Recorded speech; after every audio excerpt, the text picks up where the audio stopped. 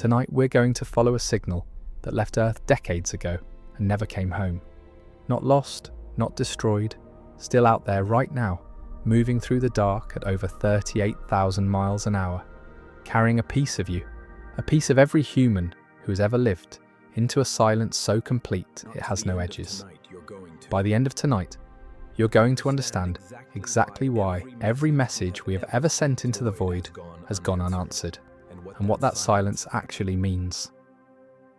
Before we get started, if you love exploring the depths of space as much as we do, take a second to like the video or subscribe. It's a simple action, but it helps this channel reach more curious minds like yours. Picture a single point of light, billions of miles from where you're lying right now, still listening, still speaking in a voice too faint for the human ear, into a darkness that has never once spoken back. Out there, past the last warmth of the sun, past the edge of everything we call home, there is a kind of silence that swallows sound itself. Complete silence. Brutally cold. Almost everything is missing. Here's the thing most people don't realize. We built something that could outlive our cities, our languages, our entire species, and then we sent it walking into nothing, hoping it might someday meet someone, or something, willing to answer back. Now let's begin. I want you to think for a moment about every message humanity has ever sent into space, every radio wave, every careful, deliberate pulse of information aimed at the stars, every greeting, every mathematical proof of our existence, every recording of a human voice saying, in effect, we are here. Now I want you to think about how many of those messages have ever received a reply. The answer is none. Not one. In all the decades we have been reaching outward, the universe has never once reached back. This is not a small thing. This is one of the strangest, quietest facts about being human, and most people go their entire lives without ever really sitting with it. We are a species that talks constantly. We fill our days with conversation, with messages sent and received in fractions of a second, with the comforting hum of being heard. And yet the moment we turn our attention outward, past the atmosphere, past the moon, past the sun itself, that comfort disappears completely. Out there, you can call out as loudly as physics allows, and nothing calls back. You might assume this is simply because we have not been listening long enough, or because we have not sent enough messages, or the right kind of messages, or aimed them in the right direction. And that is part of it, yes. But here is the thing most people don't realize. Even our most successful, most enduring act of cosmic communication, an actual physical object carrying an actual physical message, launched with extraordinary care toward the edge of the solar system and beyond, has never received so much as an echo, not a flicker, not a single anomalous blip that scientists could not explain. Just an unbroken, billions of miles long, multi-decade silence. That object is still out there tonight. As you listen to this, it is moving through a region of space so empty, so cold, so utterly indifferent to its presence, that the very idea of a reply seems almost absurd once you understand the scale involved. And that is where this story begins. Not with aliens, not with conspiracy, but with something far stranger and far more intimate. The simple, unresolved question of why. Why has nothing, in all this time, ever answered back? To understand that question, you first have to understand what we actually mean when we say the edge of space. It is not a wall. It is not a line you cross and suddenly find yourself somewhere else. It is something far more gradual, far more subtle, and in its own way, far more unsettling. The edge of space, as we will come to understand it tonight, is less a boundary and more a slow fading, a dimming, the place where everything familiar, the warmth of starlight, the pull of gravity we can feel in our bones, the very idea of up and down simply stops applying. Think of it like a campfire on a vast dark plain. Near the fire, you feel its warmth on your skin. Step back and the warmth fades, but you can still see the light, still feel a faint trace of heat. Keep walking, and eventually there comes a point where the fire is nothing more than a pinprick behind you, indistinguishable from the stars. You never crossed a line that said, "Here, the fire's influence ends." It simply diminished, slowly, until it was gone. The edge of our solar system works the same way. There is no fence, no marker, only a long, gradual surrender to the dark. And somewhere out past that gradual fading, billions of miles from where you are right now, humanity's signal continues to travel. 47 years old as of this telling, and still moving outward at a speed that would carry it across the entire continental United States in about 4 minutes. Let that settle for a moment. 4 minutes to cross a continent. And yet, at that almost incomprehensible speed, it has taken nearly half a century just to reach the threshold of what we might call interstellar space. The scale here is not just large, it is large in a way that quietly reorganizes how you think about distance itself. Here is what makes this so strange, and so worth sitting with tonight. We did not send this signal blindly, hoping for the best with no real plan. We built it with extraordinary precision.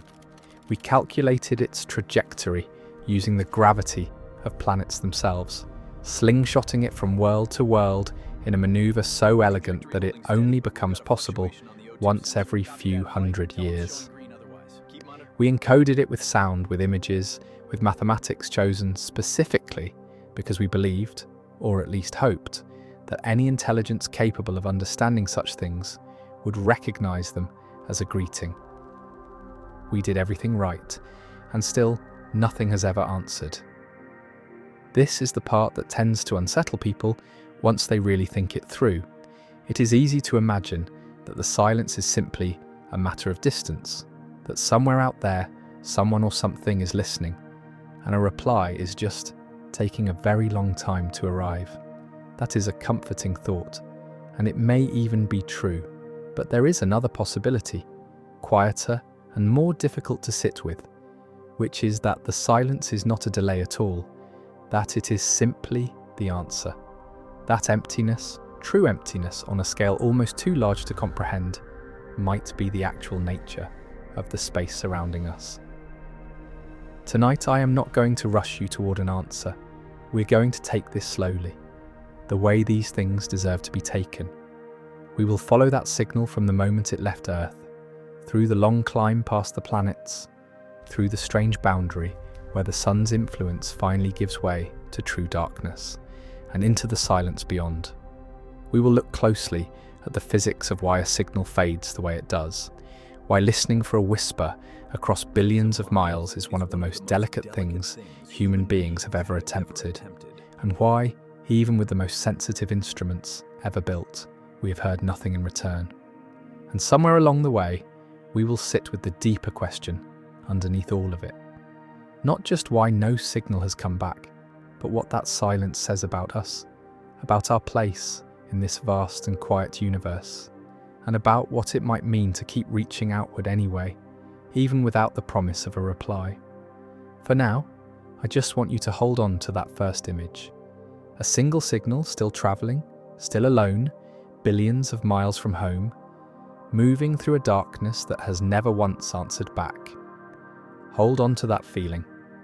We will return to it again and again tonight. Before we follow that signal out into the dark, I want to take you back to the very beginning, back to the first time humanity ever deliberately reached out into space, not by accident, not as a side effect of some other technology, but on purpose, with intention, with the specific, almost childlike hope that something somewhere might be listening. This is where our story really starts, not billions of miles from Earth, but right here in a quiet room with scientists hunched over instruments, sending a message into the unknown. The year was 1974. A massive radio telescope, carved into a natural depression in the hills, pointed its enormous dish toward the sky and released a burst of radio waves toward a cluster of stars so far away that the message would take 25,000 years just to arrive. 25,000 years. Let that number sit with you for a moment. By the time that message reaches its destination, human civilization, as we know it, will have existed and possibly ended many times over.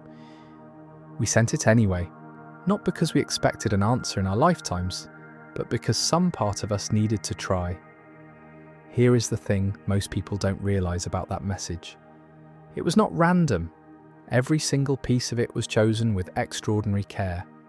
It contained the numbers 1 through 10, written in a way that any species who understood mathematics could decode. It contained the basic chemical elements that make up human life, the building blocks of DNA, the structure of our solar system, even a rough sketch of a human being, and the size of the telescope that sent the message itself. We were not just saying hello, we were trying to explain who we are, what we are made of, and where to find us. It was a kind of cosmic introduction letter, written in the only language we believed could cross such an impossible distance, mathematics. But why mathematics? Why not just send our voices, our music, our languages? The answer is both simple and strange when you sit with it. Mathematics, unlike language, does not depend on culture or biology. 2 + 2 = 4. Whether you're human or something else entirely, evolved on a planet circling a star we have never seen. The patterns of prime numbers, the structure of basic geometry, these things are believed to be universal. If anything, anywhere, has developed the capacity to listen and to think. Scientists reasoned it would likely understand numbers before it understood English. So that became our first whisper into the dark. Not words, numbers. I want you to imagine what it must have felt like, standing in that control room, watching the telescope tilt skyward and release a burst of radio energy that no human being would ever see or hear or touch again. There is something almost unbearably tender about that moment. A species barely a few 100,000 years old on a small rocky planet orbiting an unremarkable star, deciding to introduce itself to a universe that had given absolutely no indication it was listening. No reply had ever come before. None was expected to come quickly now. And yet they sent it anyway, because the alternative, staying silent forever, felt somehow worse. This impulse, this need to reach outward, even without any promise of being heard, is older than radio telescopes. It is older than science itself. Long before we understood electromagnetic waves, long before we knew what a star actually was, human beings looked up at the night sky and felt the same pull, the same question. Is there someone out there? Every culture in human history, in every corner of the globe, developed myths about the sky, stories about beings who lived among the stars, gods who watched from above, ancestors who became constellations. We have always suspected we were not entirely alone in our looking up. We simply lacked, for most of our history, any way to actually find out. Radio changed that. For the first time, we had a tool capable of crossing distances the human imagination could barely process. A radio wave moves at the speed of light, which sounds impossibly fast until you start applying it to the actual size of the universe. At that speed, it still takes over 4 years just to reach the nearest star system beyond our own sun.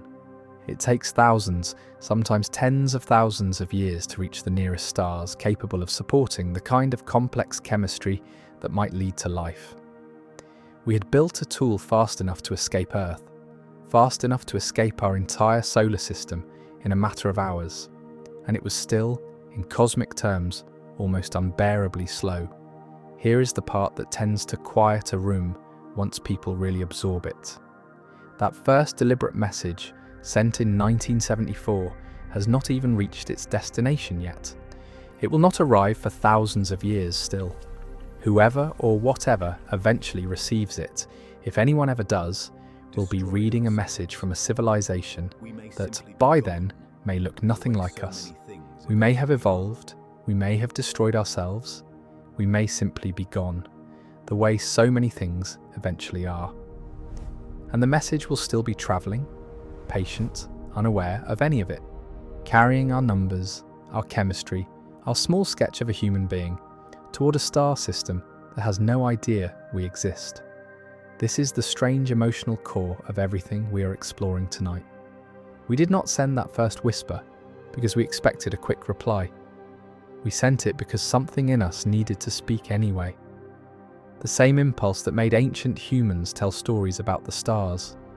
The same impulse that makes you look up at the night sky tonight and wonder quietly if anyone else is out there looking back. We are a species defined in part by our refusal to accept silence as the final answer. We keep speaking, we keep listening, even when nothing for decades comes back. And so that first message became a kind of template, a proof that humanity was capable of reaching outward in a structured, deliberate way. But it was only the beginning, the real journey, the one that would eventually carry an actual physical object, an actual piece of human engineering, beyond the edge of our solar system and into true interstellar space, was still to come. That journey would not rely on radio waves alone, racing silently through the void. It would involve spacecraft built with our own hands, launched on our own rockets, carrying not just numbers but sounds, images, and music. A more complete attempt to say, simply, we were here, and that is where we turn next. The year was 1977. Late summer, on a launch pad in Florida, 2 spacecraft sat waiting, each one barely the size of a small car, each one carrying instruments, cameras, and a single golden record sealed against the vacuum of space. These were not radio waves anymore. These were not invisible pulses vanishing silently into the dark. These were physical objects, built by human hands, about to leave the only home our species had ever known. And once they left, there would be no bringing them back. No do-over, no second chance to add anything we forgot to say. I want you to picture the scale of what was being attempted here, because it is easy to hear the word spacecraft and imagine something vast, something powerful, something built to survive anything. The truth is almost the opposite. Each of these probes weighed roughly as much as a small car, built from aluminum, wiring, and instruments so limited by the technology of their time that the computer guiding them had less processing power than a single modern key fob. And yet this small fragile object was about to be flung toward the edge of the solar system and beyond, into conditions colder, darker, and lonelier than anywhere a human being has ever physically gone. Here is the thing most people don't realize about how this journey was even possible. To reach the outer solar system in any reasonable amount of time, scientists needed more than just powerful rockets. They needed the planets themselves to cooperate. Using a maneuver called a gravity assist, the spacecraft would swing close past Jupiter and then Saturn, stealing a tiny fraction of each planet's immense orbital momentum and using it like a slingshot to accelerate further outward. This specific planetary alignment, where Jupiter, Saturn, Uranus, and Neptune line up in a way that allows this kind of multi-planet slingshot, only happens once every 175 years. We happened to be alive during the window when it was possible. If we had missed it, the next opportunity would not come again until long after everyone watching that launch had died. Think about that for a moment. The entire mission, the entire 40-plus year journey we are following tonight was only possible because of a precise, almost accidental alignment of timing and physics. Humanity did not create this opportunity. We simply happened to exist during the narrow window when it became available, and we were paying close enough attention to notice. There is something almost eerie about that, as if the universe occasionally leaves a door open, just slightly, just long enough for a curious species to slip through if they happen to be looking in the right direction at the right moment. As the spacecraft began its long climb outward, it passed close by Jupiter first, capturing images of swirling storms larger than entire planets, moons with volcanoes spewing material into space, a level of detail no human eye had ever witnessed directly. Then came Saturn, with its rings resolved in a clarity that stunned even the scientists who had spent their careers studying it from a distance. Each flyby added speed. Each flyby pulled the spacecraft further from the warmth of the sun, and each flyby took it one step closer to a region of space where almost everything about its environment would become more extreme, more hostile, more unlike anything found on Earth. By the time the spacecraft passed beyond the orbit of the outermost planets, it had already travelled further and faster than almost anything humanity had ever built. And yet, in the context of what still lay ahead, it had barely begun. Here is a number worth sitting with quietly. Our solar system, including the region where the sun's gravity still has meaningful influence, extends roughly 1 to 2 light years out into space. 1 light year alone is nearly 6 trillion miles.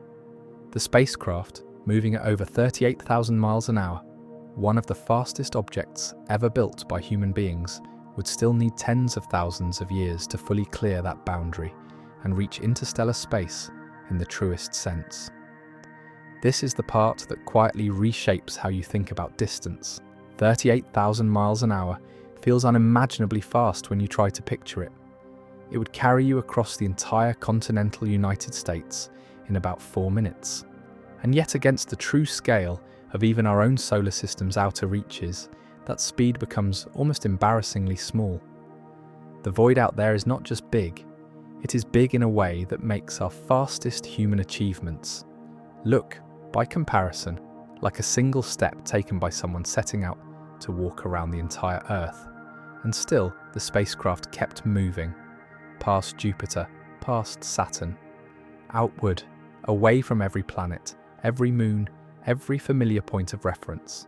The sun, which from Earth fills the sky and warms your skin, began to shrink behind it, becoming smaller and smaller, until eventually it would be nothing more than a slightly brighter point among countless other stars.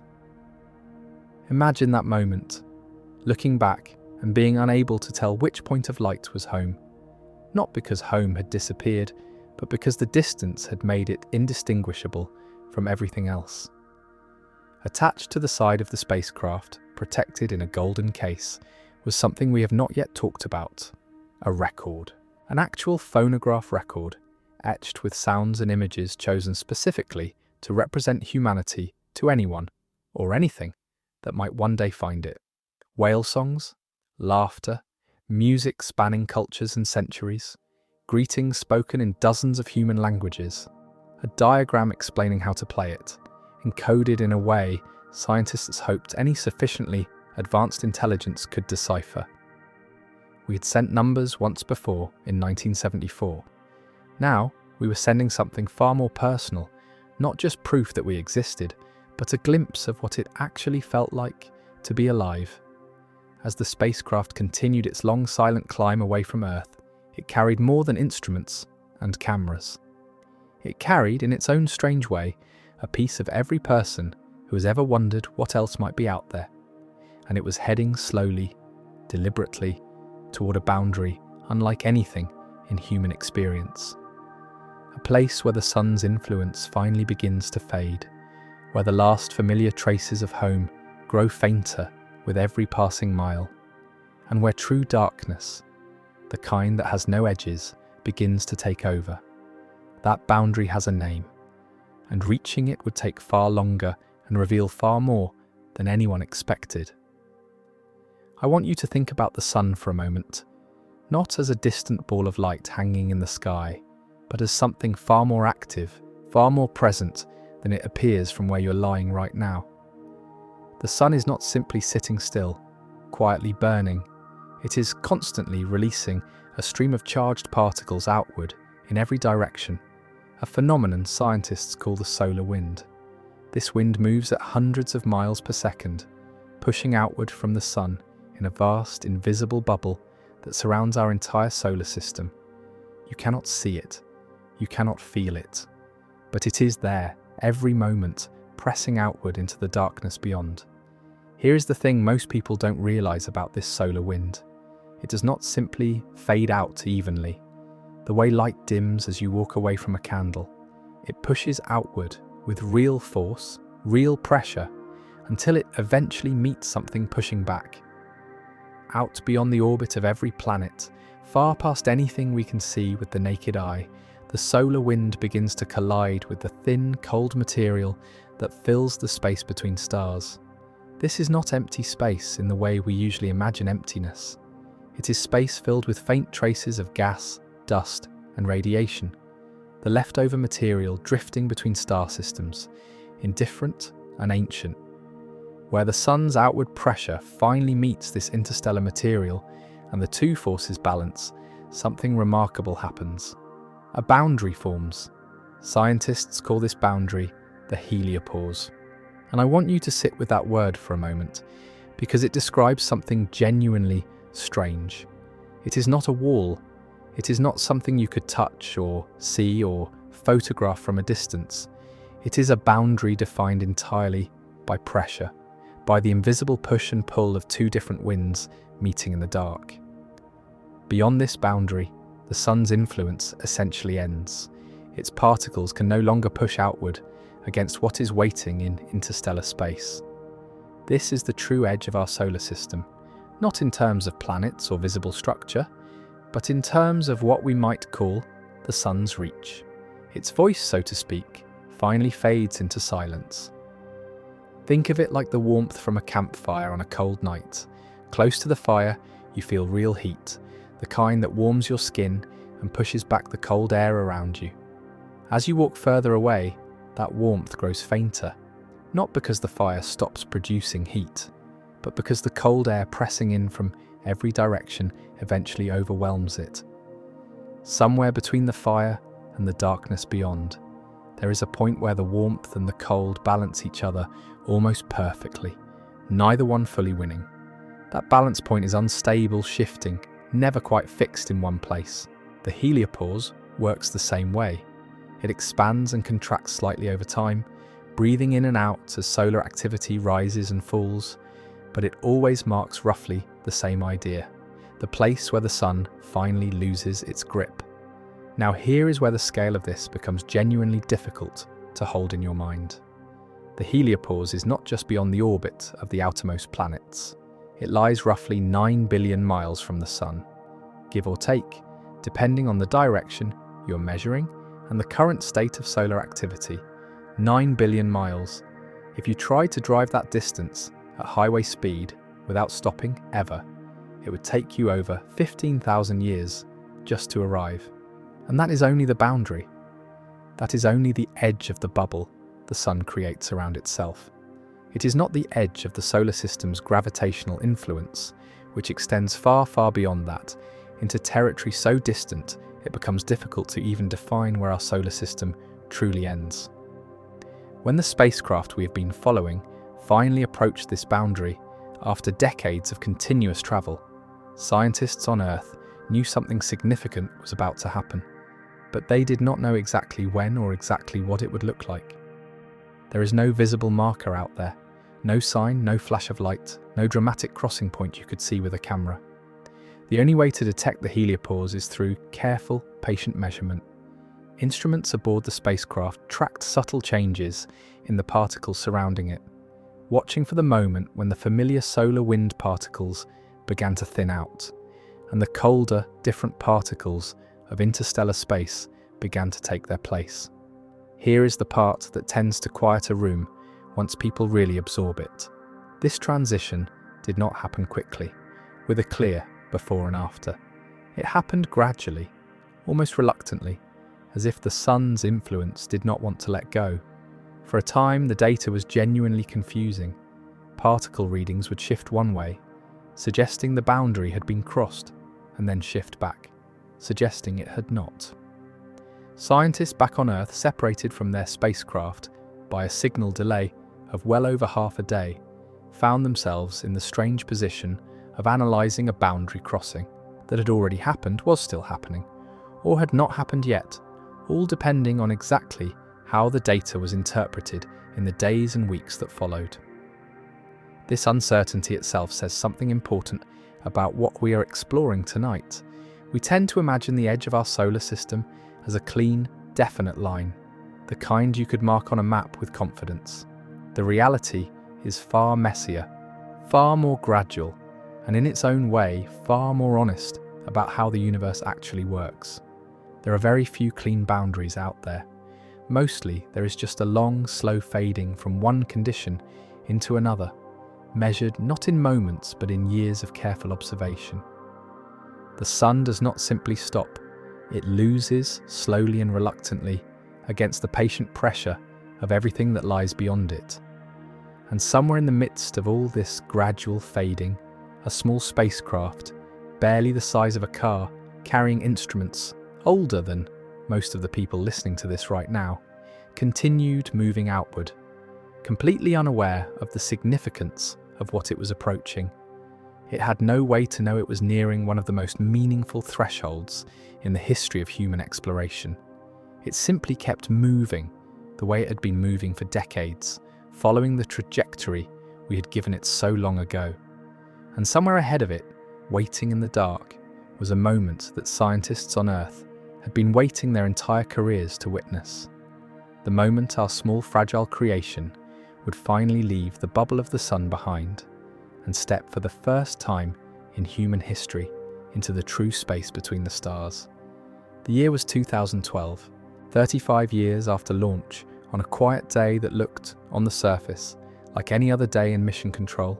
Something changed in the data arriving from billions of miles away. The instruments tracking particle density around the spacecraft began registering numbers that did not match anything the solar wind could produce. Not a sudden spike, not a dramatic event, just a slow, steady shift.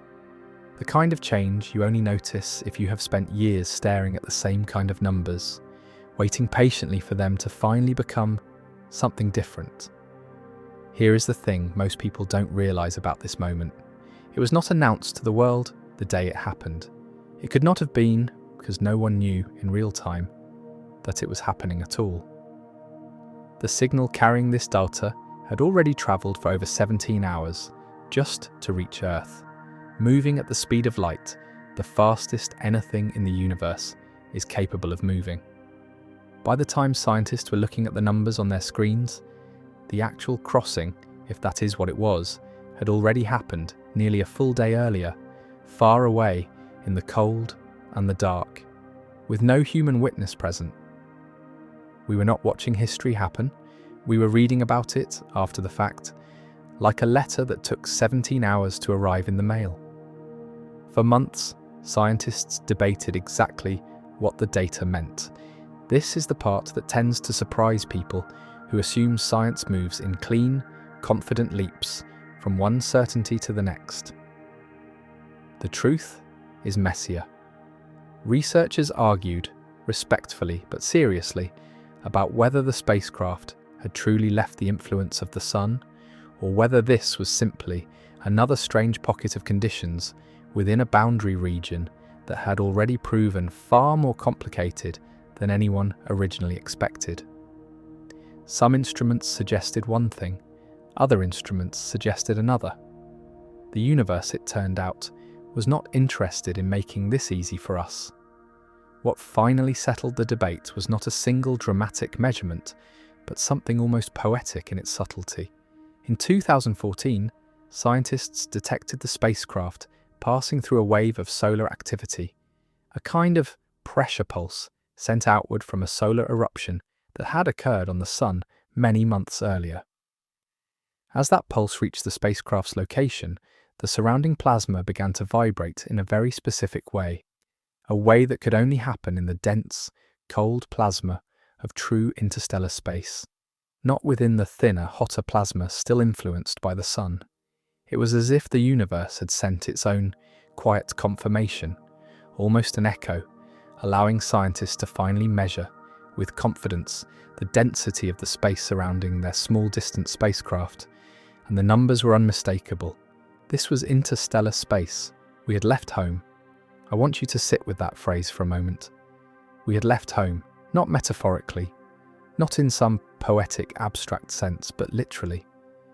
After 35 years of continuous travel, after multiple planetary flybys, after passing through a slow, uncertain boundary that took years to fully understand, an object built by human hands had become the first thing our species had ever created to leave the protective bubble of our sun entirely and enter the space between the stars. Every previous human achievement, every rocket, every satellite, every footstep on the moon had taken place within the sun's reach. Within the bubble it creates around itself. This was different. This was, for the first time in our entire history, truly outside. Here is the scale worth sitting with quietly. At the moment of this crossing, the spacecraft was roughly 11 billion miles from Earth. 11 billion. If you tried to write that number out as individual miles, one at a time, and counted 1 mile every single second without ever stopping, it would take you nearly 350 years just to finish counting. And this distance, as vast as it sounds, is still considered, in cosmic terms, almost embarrassingly close to home.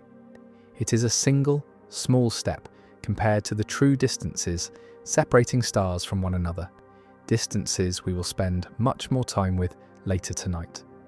What strikes me most about this moment, the actual crossing into interstellar space, is how quiet it really was. There was no dramatic flash of light, no sudden change in the spacecraft's appearance or behaviour. It simply continued doing exactly what it had been doing for over 3 decades, moving steadily outward, sending back the same faint, patient signal it had always sent. The only thing that changed was the nature of the space surrounding it, an invisible shift in the particles drifting past its instruments, detectable only through careful, patient analysis conducted by scientists who would not fully confirm what had happened until nearly 2 years after it actually occurred. This is, I think, one of the most human details in this entire story. We built something capable of achieving one of the greatest milestones in our species' history, and that milestone happened so quietly, so gradually, that we did not even know it was occurring until long after the fact. There was no countdown, no moment of triumphant celebration captured on camera as it happened. Just years of patient data analysis, careful argument among scientists, and eventually, a quiet, confident conclusion. We made it. Something we built has truly left the sun behind. And yet, even as this milestone was being confirmed, even as headlines around the world briefly celebrated humanity's first true step into interstellar space, the spacecraft itself continued exactly as it always had, moving outward, sending its faint signal home, carrying its golden record, its numbers, its sounds and images, further from Earth than anything human hands had ever sent before. It had crossed a threshold few people fully understood the significance of, and it had done so utterly unaware of the milestone it represented. It simply kept going, the way it had been going for over 3 decades, into a darkness that had still, despite everything, never once answered back. And here is where the story begins to turn towards something even stranger. Because crossing into interstellar space did not mean the spacecraft had escaped the laws of physics that govern how signals travel across distance.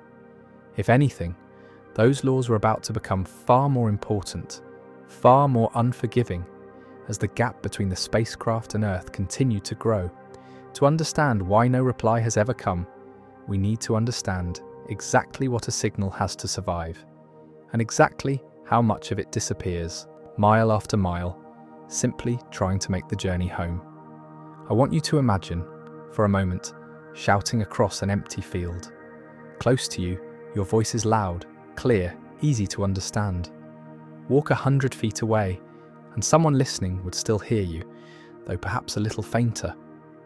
Walk a mile away, and your shout becomes almost nothing, swallowed by the simple, physical reality of distance. This is not because your voice has stopped existing, it is because sound, like every form of energy we know of, spreads outward as it travels, and the further it spreads, the thinner, the weaker, the more diluted it becomes. Radio signals, the kind our spacecraft uses to speak to us across billions of miles, obey this same basic principle. And once you understand it properly, the silence we have been discussing tonight starts to feel a little less mysterious and a little more like simple physics. Here is the thing most people don't realize about how radio signals actually behave once they leave their source. A signal does not travel outward like a beam, a straight, narrow line moving in one direction. It spreads outward in every direction at once, like ripples expanding across the surface of a pond after a stone is dropped in. As those ripples expand, they cover more and more area, which means the same amount of energy gets spread across an ever larger surface. This is described by something scientists call the inverse square law, a deceptively simple piece of physics that turns out to explain almost everything about why deep space communication is so extraordinarily difficult. Let me walk you through it slowly, the way it deserves to be understood. If you double the distance a signal travels, its strength does not simply drop in half. It drops to 1/4. Triple the distance, and the strength drops to 1/9. This is because the signal is spreading across a sphere, and the surface area of that sphere grows according to the square of the distance, not simply the distance itself. By the time a signal has travelled just a few hundred miles, this effect is already noticeable. By the time it has travelled across the entire solar system, across billions upon billions of miles, the effect becomes almost impossible to fully comprehend. Now let's apply this to the spacecraft we have been following tonight. When it left Earth, its transmitter was powerful enough, by the standards of 1977, to send a clear, strong signal across relatively short distances.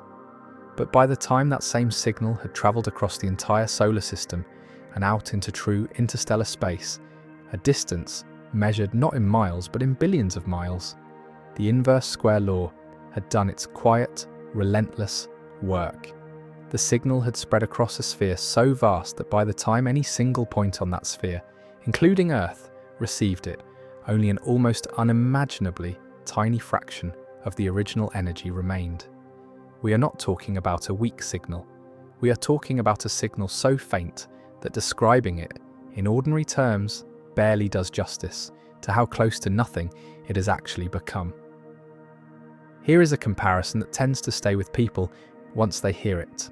The power received from this spacecraft here on Earth, after travelling across all that distance, is often described as being weaker than the energy produced by a digital wristwatch battery, spread out and diluted across a distance of billions of miles.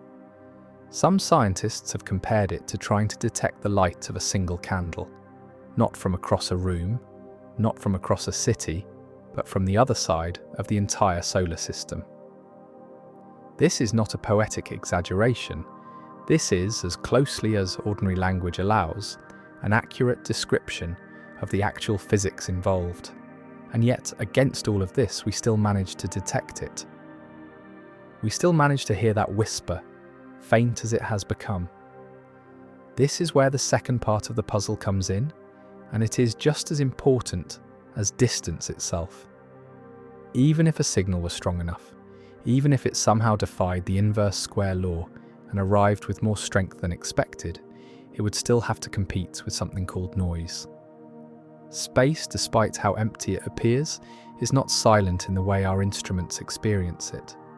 There is background radiation left over from the early universe, interference from other stars, electrical noise generated by our own planet's atmosphere, and a constant, low-level hum of energy from countless sources scattered across the cosmos. A signal arriving from billions of miles away has to somehow be distinguished from all of this background noise, like trying to hear a single, whispered word in the middle of a loud, crowded room. Here is the thing that makes this even more remarkable once you understand it properly. The signal does not just have to be detected, it has to be detected accurately, with enough precision that the information encoded within it, the actual data the spacecraft is trying to send home, can be reliably extracted and understood. Imagine trying to read a single handwritten letter, smudged and faded, sitting somewhere within an entire library of identical-looking blank pages, and somehow being expected not just to find that letter, but to read every word of it correctly.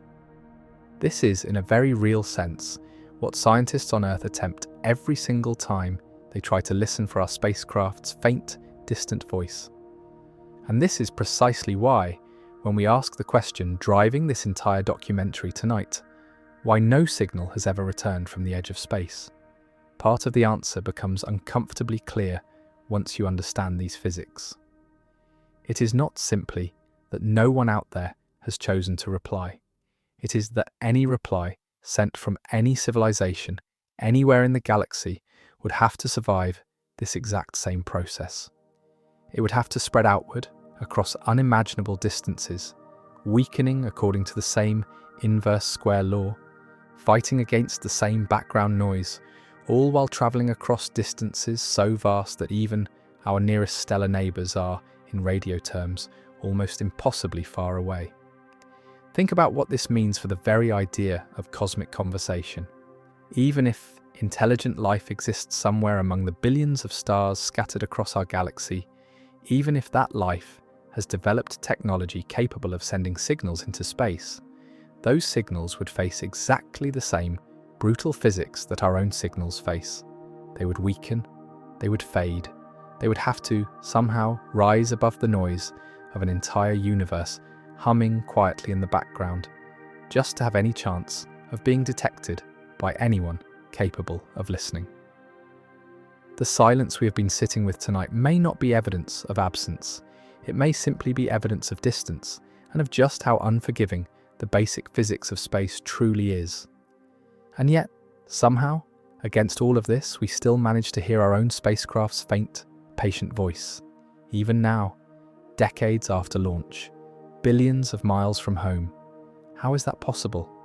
How do we manage to detect something so impossibly faint, buried beneath so much noise, separated by such staggering distance?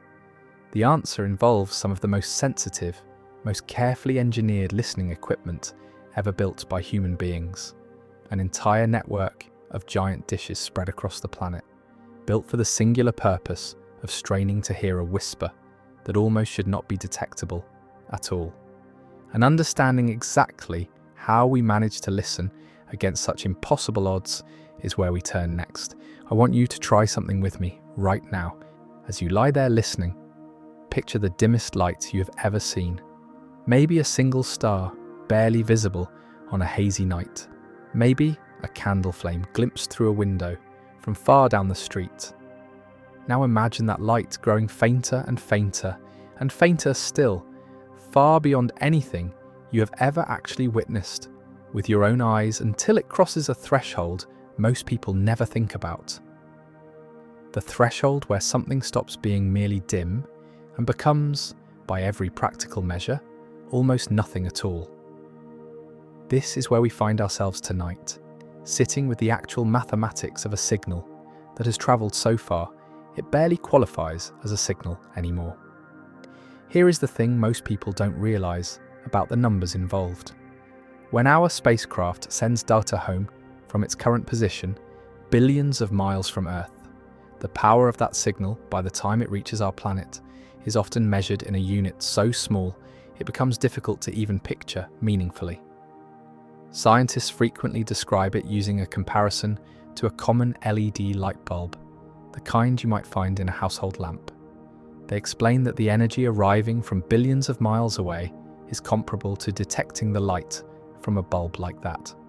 Not from across a room, not from across a city, but from a distance of roughly 10 billion miles.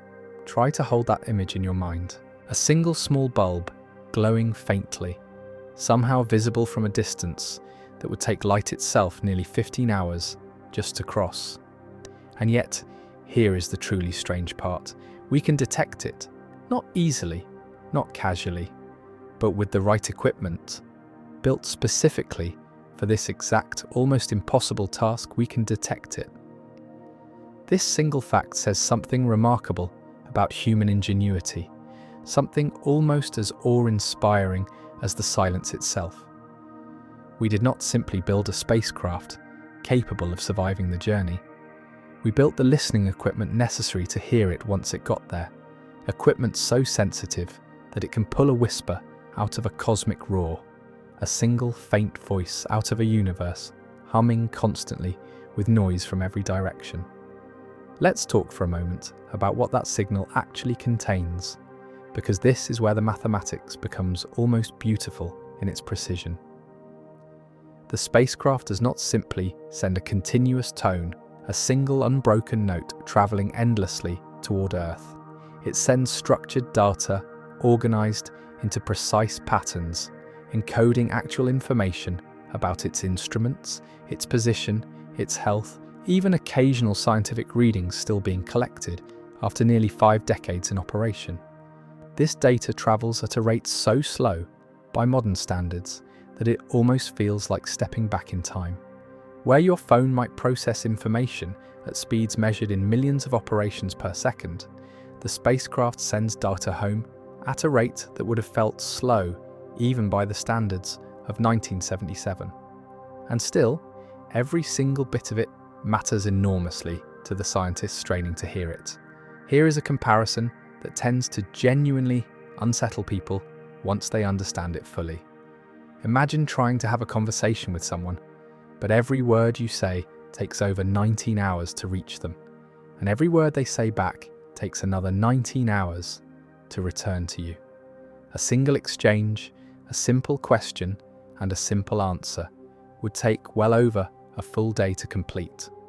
Now imagine that conversation is not happening in clear, easy sentences, but in faint, barely detectable fragments, pulled carefully out of a wall of background static by some of the most sensitive instruments human engineers have ever built.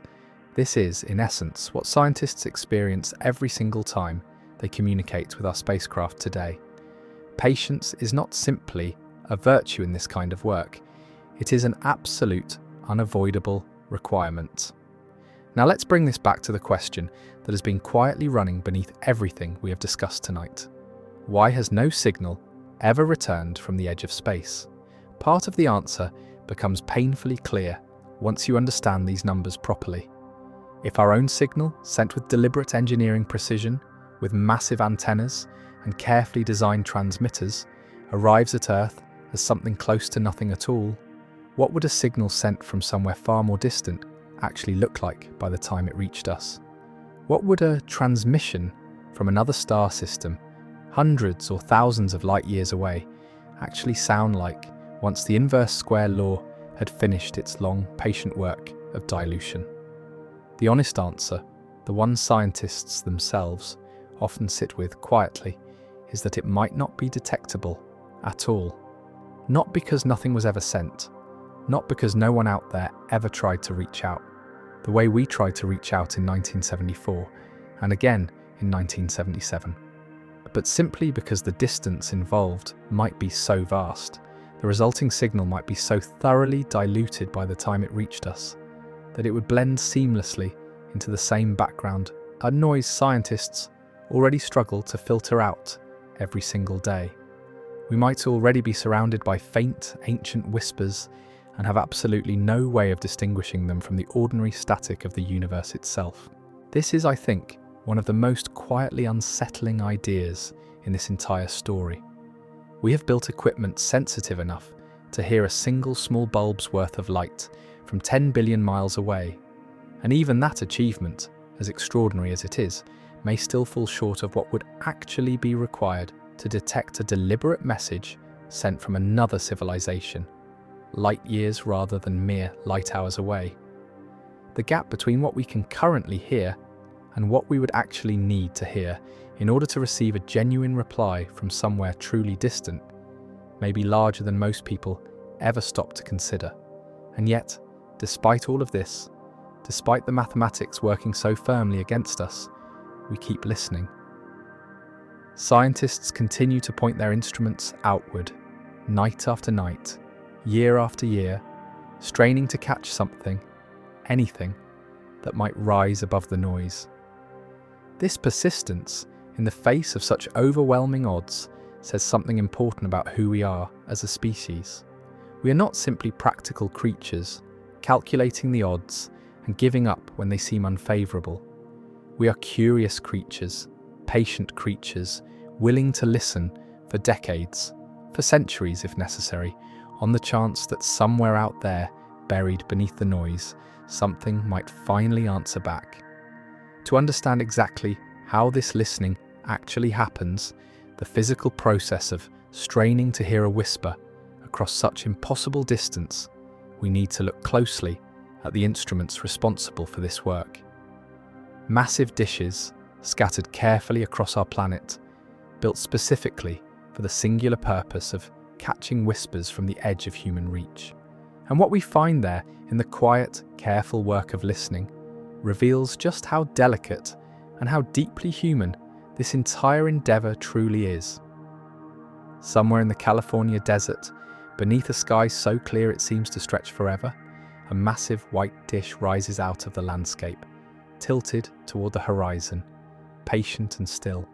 It is enormous, wide enough that you could fit a small office building inside its curved surface, and yet, despite its size, despite the sheer engineering required to build something this large, this precise, its purpose is almost startlingly humble. It exists for one reason only: to listen.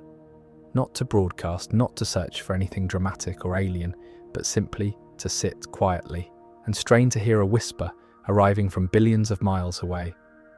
This dish is one piece of something far larger, a network of similar antennas positioned carefully around the entire planet, spaced roughly 120 degrees apart in longitude.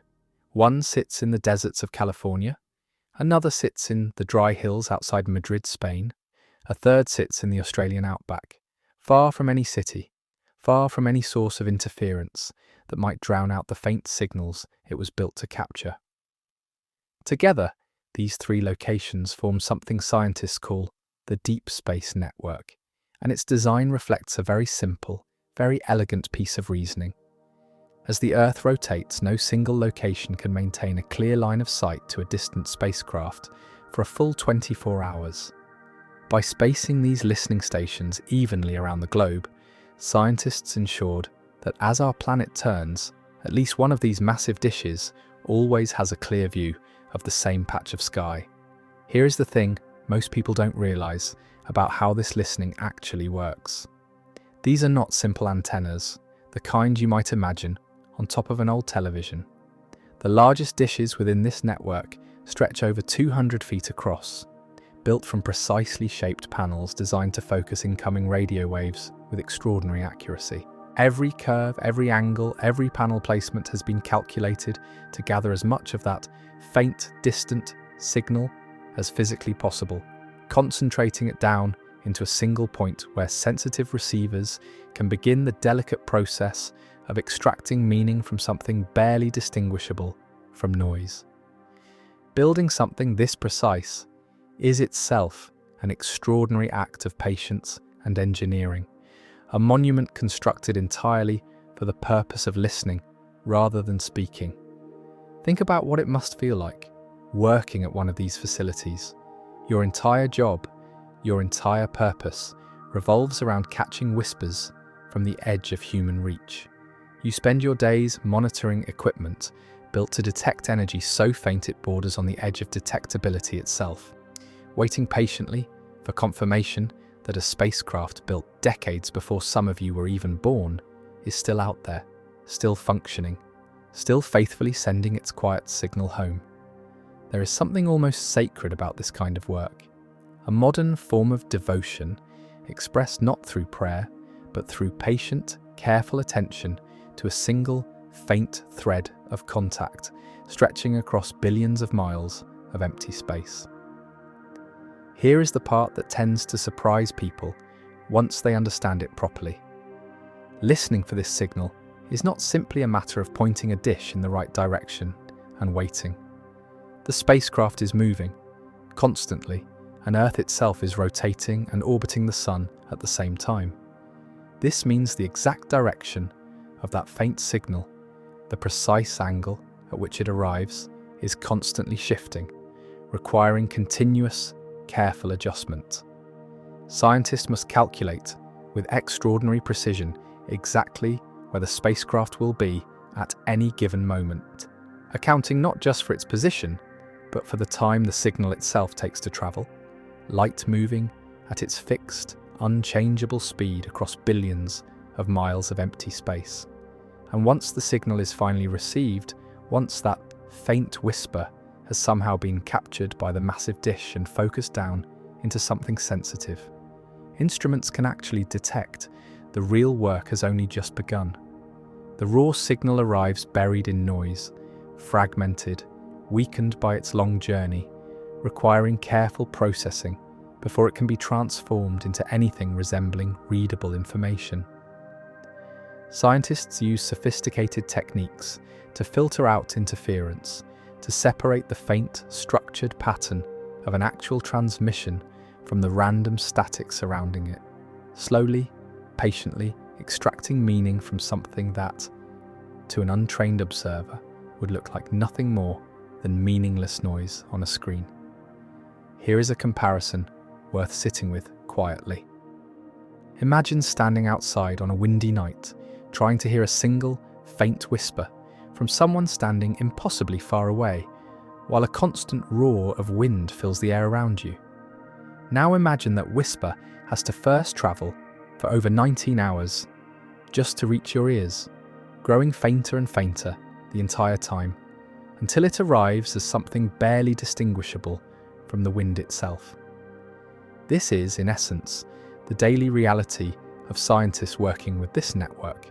They are not simply receiving information, they are conducting a delicate act of extraction, pulling genuine meaning out of something that exists right at the very edge of what our instruments are capable of detecting at all.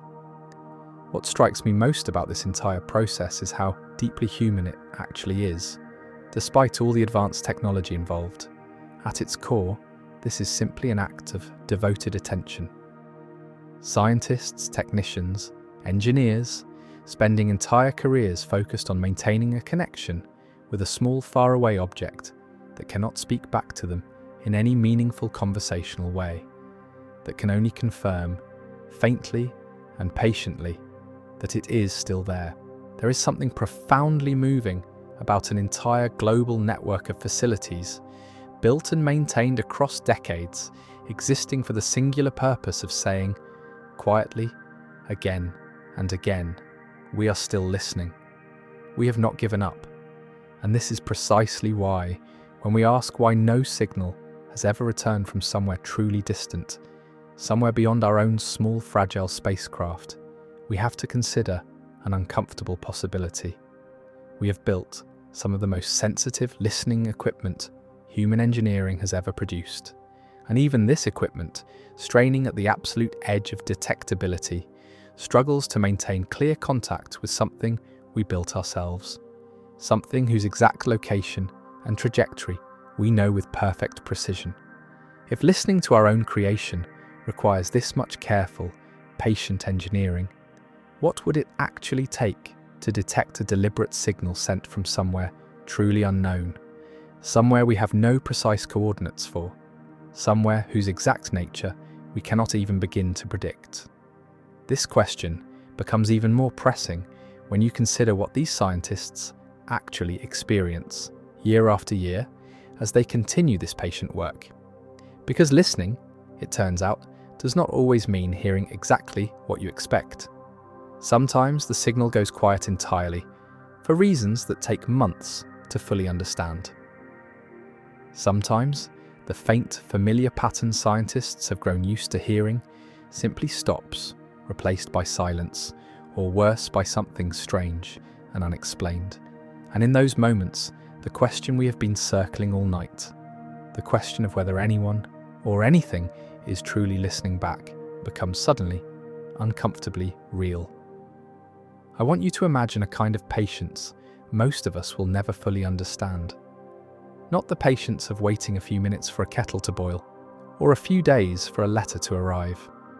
I mean the patience of listening, faithfully, year after year, decade after decade, for a voice that never says anything new.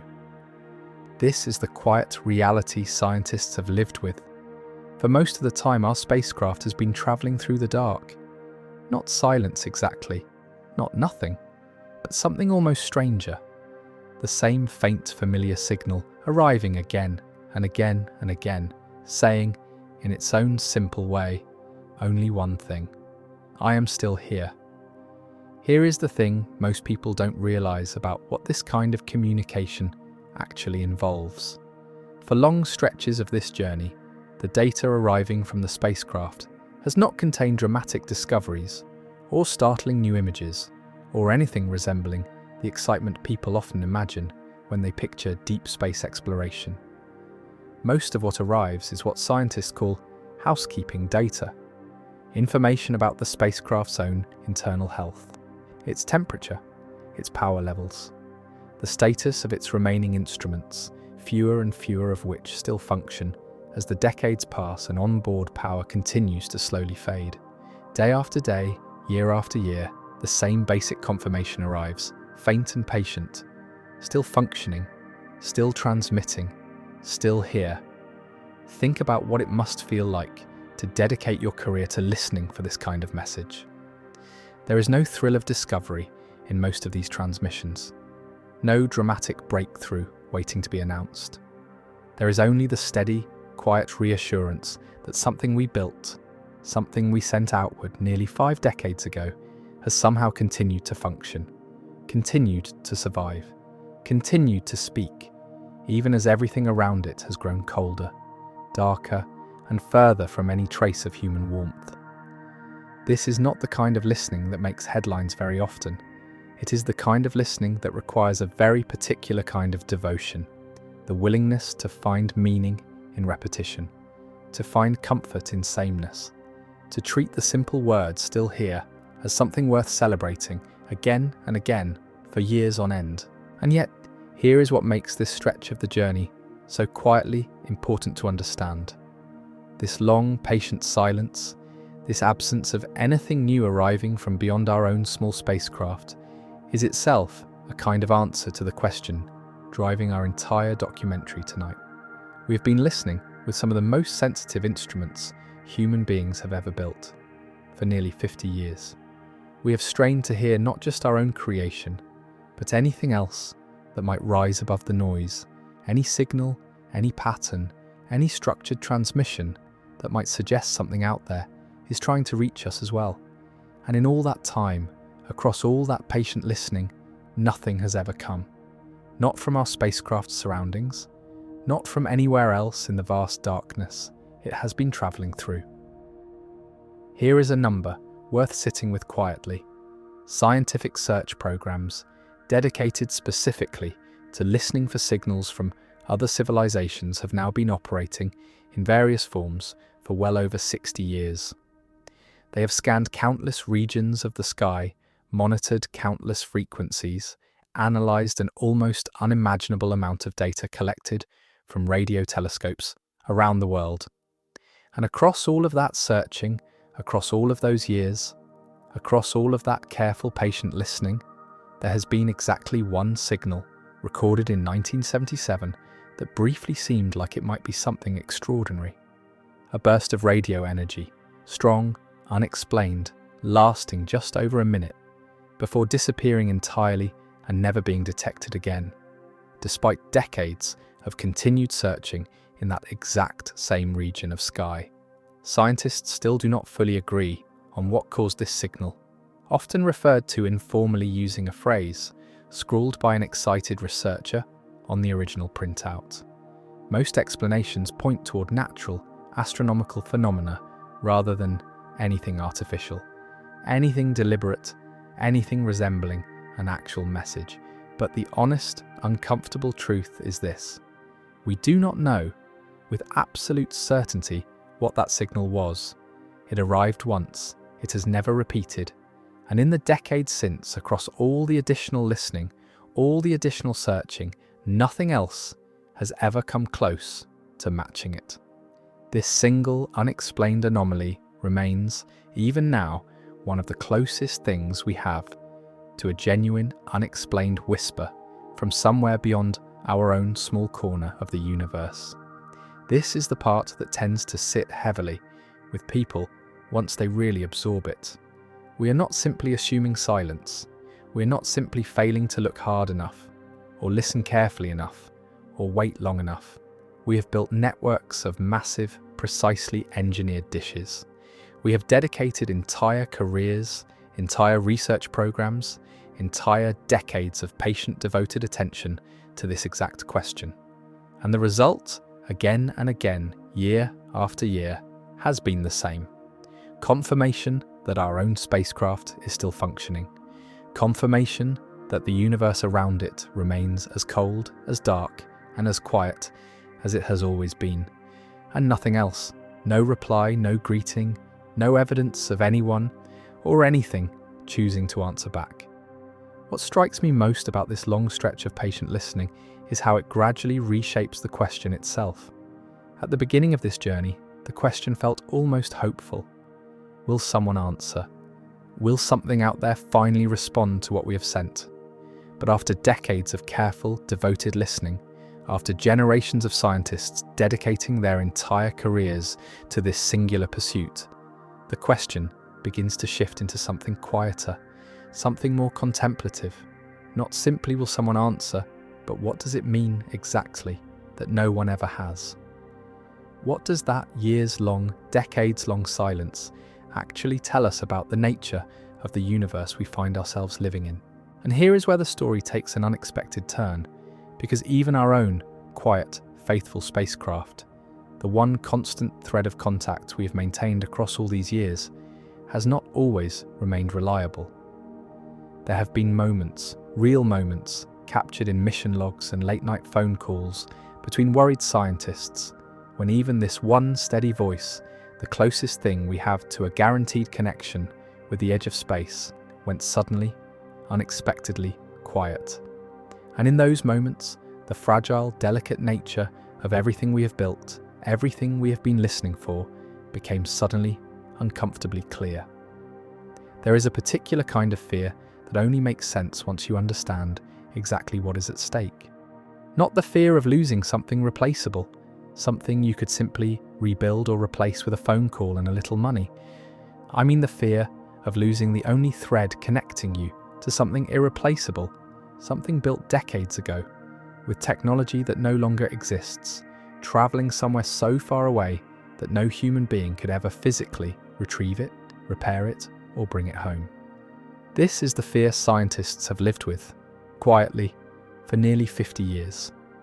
And on more than one occasion, that fear has become uncomfortably real. In 2013, not long after scientists had finally confirmed the spacecraft had crossed into true interstellar space, something happened that briefly threatened to undo everything. A routine command, sent from Earth as part of normal operations, triggered an unexpected response on board the spacecraft's aging systems. For a tense period, Mission Control found themselves staring at telemetry data that did not match anything they expected, uncertain whether they were witnessing a minor technical hiccup or the beginning of a catastrophic failure that could end the mission permanently, billions of miles from any possibility of repair. Here is the thing most people don't realize about moments like this. There is no backup plan. There is no rescue mission. There is only patient analysis, careful calculation, and the agonizing wait for a single signal, traveling at the speed of light, to confirm whether your worst fears have come true. Think about what it must feel like, sitting in a control room, knowing that whatever has happened to your spacecraft already happened many hours earlier, far away, completely outside your ability to influence in real time. By the time any concerning data reaches Earth, the event itself is already history. You are not watching a crisis unfold. You are reading about a crisis that has already happened, already been resolved one way or another, while you are simply unaware, going about an ordinary day, completely disconnected from the drama playing out billions of miles away. This delay, this fundamental inability to respond in real time, transforms every moment of uncertainty into a uniquely helpless kind of waiting. A far more serious scare came decades later, in 2022, when scientists noticed something deeply troubling in the data arriving from the spacecraft. The information being sent back no longer matched the spacecraft's actual status and orientation. It was, in essence, sending back garbled, nonsensical readings, as if some part of its onboard systems had begun speaking a language that no longer made sense, even though the spacecraft itself otherwise appeared to be functioning normally, still receiving commands, still responding appropriately when called upon. This created a profoundly unsettling puzzle. The spacecraft seemed healthy, but the words it was using to describe itself had become, in a very real sense, gibberish. Here is the part that tends to genuinely unsettle people once they understand it properly. The team responsible for this mission had been gradually shrinking for years, as funding tightened and engineers who had spent entire careers learning the spacecraft's specific, decades-old systems began retiring. By the time this particular malfunction occurred, very few people remained who fully understood the original engineering well enough to diagnose a problem this strange. Some of the original documentation existed only on paper, stored in archives, written using design conventions that predated most modern computing entirely. Solving this mystery meant essentially travelling backward in time, consulting decades-old engineering notes, trying to think the way engineers thought in the 1970s in order to understand a malfunction occurring in 2022. After months of careful investigation, scientists eventually traced the problem to a single faulty computer chip, responsible for formatting the spacecraft's telemetry data before sending it home. A tiny piece of hardware, smaller than a postage stamp, malfunctioning somewhere in a machine travelling through interstellar space, had been enough to throw an entire global team of scientists into months of uncertainty and careful, painstaking diagnostic work. The eventual fix involved relocating the affected code to a different part of the spacecraft's memory, a delicate, complicated operation conducted entirely through commands sent across a distance so vast that confirmation of success took nearly 2 full days to arrive. Round trip after the fix was finally implemented. I want you to sit with that resolution for a moment, because it says something profound about the nature of this entire endeavour. We were not simply listening for a signal from the edge of space. We were actively maintaining one, nursing it carefully through equipment failures, computer chip malfunctions, and the slow, inevitable decay that comes from operating machinery far beyond its originally intended lifespan, using engineering knowledge that exists in some cases only in the memories of a small handful of remaining specialists. Every single day this spacecraft continues operating represents an active, ongoing act of human persistence, not simply a passive transmission continuing on its own. And here is the uncomfortable truth underlying all of this. Someday, this voice will go silent permanently. Not because of a fixable malfunction, but because the spacecraft's power source, a small amount of radioactive material, slowly decaying over time, will eventually produce too little energy to keep any instruments running at all. Scientists estimate this final silence may come sometime within the next few years, perhaps by the time you're listening to this, perhaps shortly after.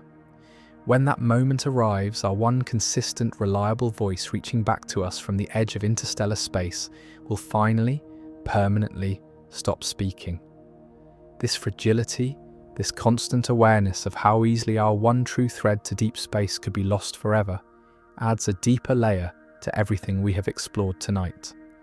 If maintaining contact with our own creation, something whose exact design, exact location, and exact history we understand completely, requires this much careful, devoted effort, imagine how much more difficult, how much more fragile contact with something truly foreign, truly unknown would actually be.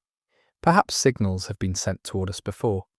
Perhaps some civilization, somewhere, attempted exactly what we attempted in 1974 and 1977. And perhaps, like our own spacecraft so nearly did in 2022, that signal simply failed somewhere along its long, fragile journey. A tiny malfunction in a machine no one was left to fix, silencing a voice before it ever had the chance to reach us at all.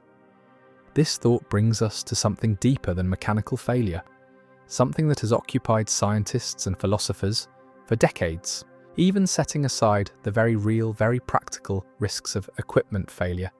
Even imagining a universe full of perfectly functioning transmitters, sending perfectly clear signals outward in every direction, we are still left facing an unsettling silence. And this silence has a name given to one of the most famous unanswered questions in all of science. A question asked, almost in passing, by a physicist sitting at a lunch table decades ago that has haunted scientists ever since. Where exactly is everybody? The year was 1950. A group of physicists sat together over lunch, discussing, almost casually, the increasing number of reports about unidentified objects in the sky, and the broader question of whether intelligent life might exist elsewhere in the universe. The conversation drifted, the way conversations among brilliant minds sometimes do, touching on probability, on the sheer scale of the galaxy, on the staggering number of stars scattered across the sky above them. And then, in the middle of this casual exchange, one physicist asked a question so simple, so direct, that it has haunted scientists ever since. Where is everybody? That question, asked almost offhandedly at a lunch table decades ago, eventually became known as the Fermi Paradox, named after the physicist who asked it. And I want you to understand why this simple question carries so much weight, because once you see the reasoning behind it clearly, the silence we have been sitting with all night becomes even stranger, even more difficult to explain away. Here is the thing most people don't realize about the actual scale involved. Our galaxy alone contains somewhere between 100 billion and 400 billion stars. Many of these stars, scientists now believe, host planets of their own, and a meaningful fraction of those planets likely orbit within the kind of zone where liquid water and potentially life could exist. Let's sit with that number for a moment, because it deserves more than a passing mention.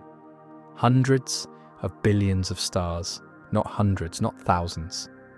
Hundreds of billions in our galaxy alone, with billions of additional galaxies scattered across the observable universe, each one containing its own staggering collection of stars and planets. Even if intelligent, technology-capable life is extraordinarily rare, even if it only emerges on one planet out of every million, the sheer scale of the numbers involved suggests there should still be an enormous number of civilizations scattered throughout our galaxy alone. And our galaxy, vast as it is, has existed for over 10 billion years. Plenty of time, in theory, for at least some of these civilizations to develop technology capable of reaching out across interstellar distances. Here is where the paradox becomes genuinely unsettling. Given enough time, given enough technological advancement, a sufficiently motivated civilization could theoretically spread throughout an entire galaxy in what amounts to a relatively short span of cosmic time, even using technology far less advanced than what science fiction often imagines. Slow, patient expansion using generation ships or simple self-replicating probes could plausibly fill an entire galaxy within just a few million years, an almost insignificant amount of time compared to the galaxy's overall 10 billion year history. If even one civilization, anywhere, at any point in that 10 billion year history, had begun this kind of expansion, the evidence should, by now, be unmistakable. And yet we see nothing. No signals, no probes, no evidence of engineering on a cosmic scale, nothing. This silence has a name too, a phrase scientists sometimes use to describe this exact discrepancy: the Great Silence. It captures, in just two words, the unsettling gap between what probability suggests should exist. A galaxy at least somewhat populated by intelligent, technological life, and what we actually observe, an apparently empty, quiet universe, offering no evidence whatsoever of anyone else out there. This is not simply our own small spacecraft failing to receive a reply. This is an entire species using every scientific tool at our disposal, scanning the sky for over 60 years, finding nothing that conclusively suggests we are not, in fact, completely alone. Scientists have proposed dozens of possible explanations for this silence, each one carrying its own particular kind of unease once you sit with it carefully. Perhaps intelligent life is simply far rarer than our numbers suggest, the result of an almost impossibly unlikely series of evolutionary accidents that may have only happened once, here on Earth.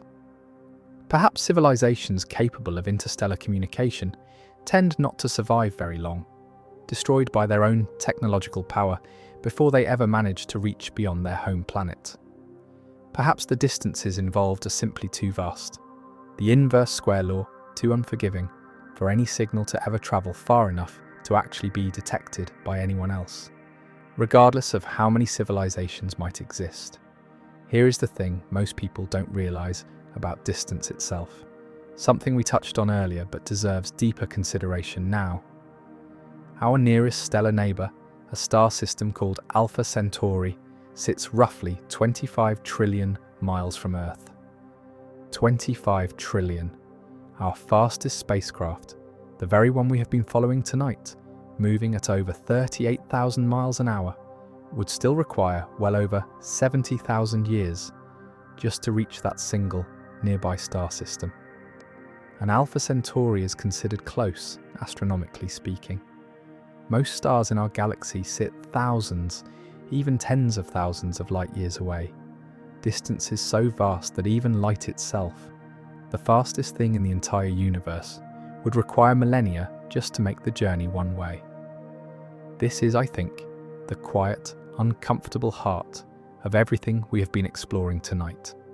It is entirely possible that civilizations exist, scattered throughout our galaxy, each one looking up at their own night sky, wondering the exact same thing we wonder right now.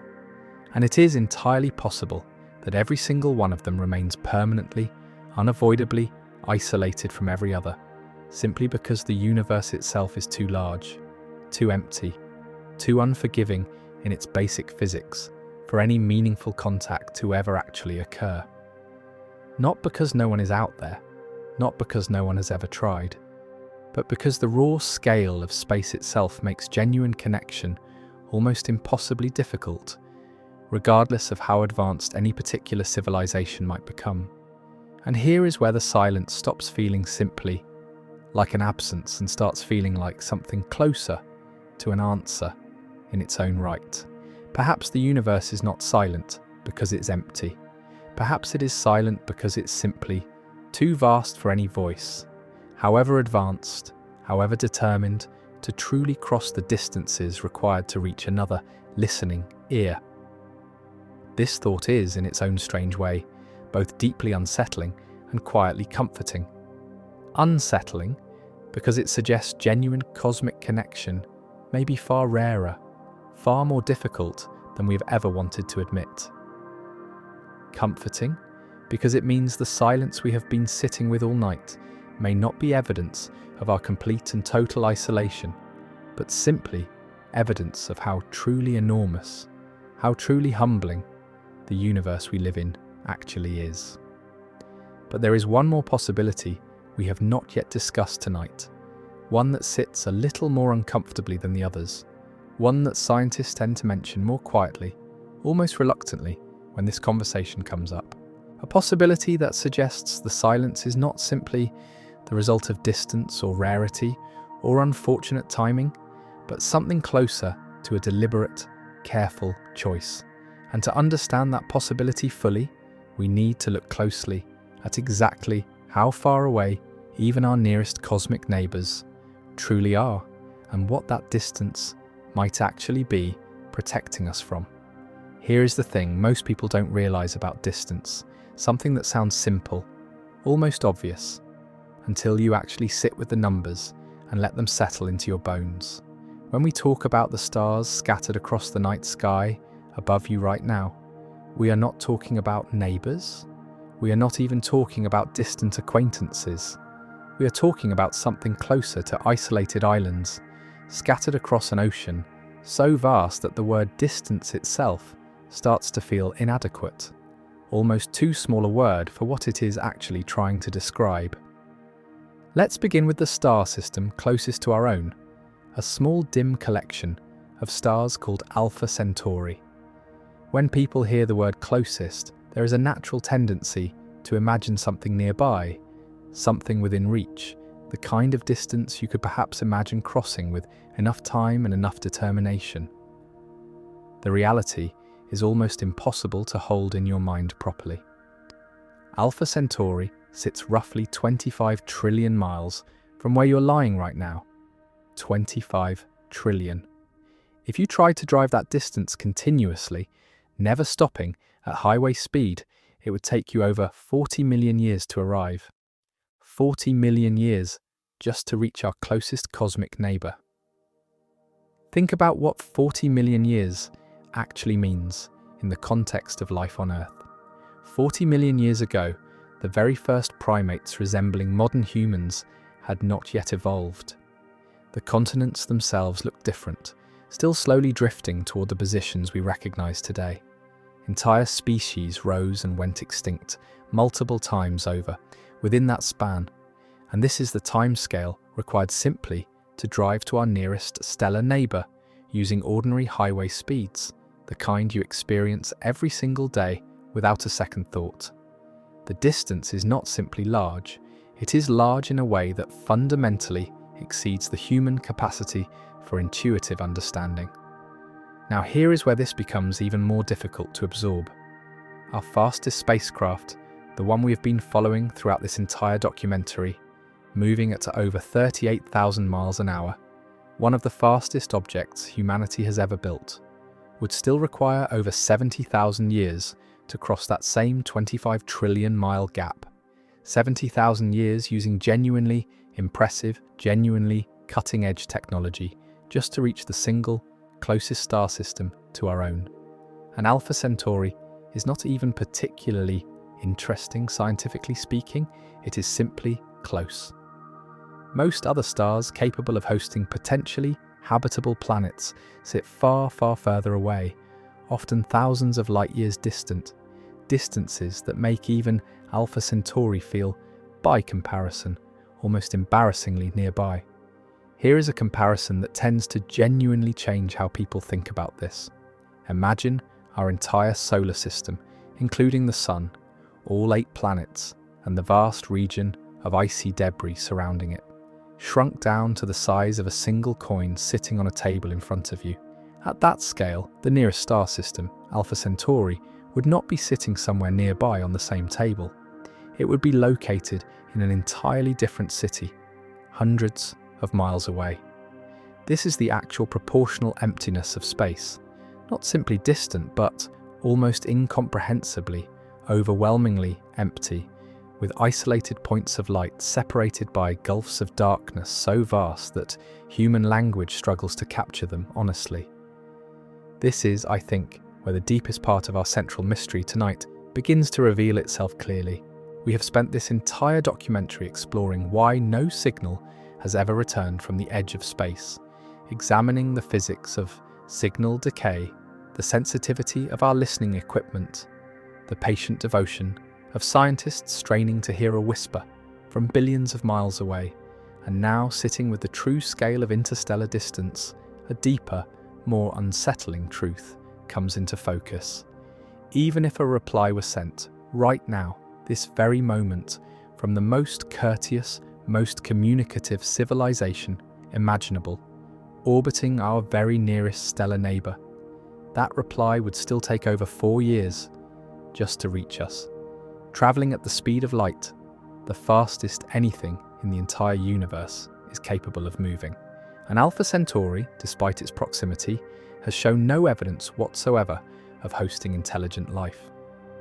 The civilizations that might actually exist, if they exist at all, are almost certainly scattered far more sparsely throughout our galaxy, separated not by a handful of years of light travel time, but by hundreds or thousands of years. A signal sent from a hypothetical civilization a mere 1,000 light years away would have left its source long before recorded human history, as we generally understand it. By the time such a signal finally reached Earth, the civilization that sent it might have already evolved into something unrecognizable, or fallen silent entirely, or ceased to exist altogether, leaving us listening decades or centuries later to a voice that no longer has anyone left behind it. Here is the thought that tends to linger longest once people truly absorb this scale. Any conversation across these distances cannot function the way conversation normally does. There is no back and forth, no quick exchange of questions and answers.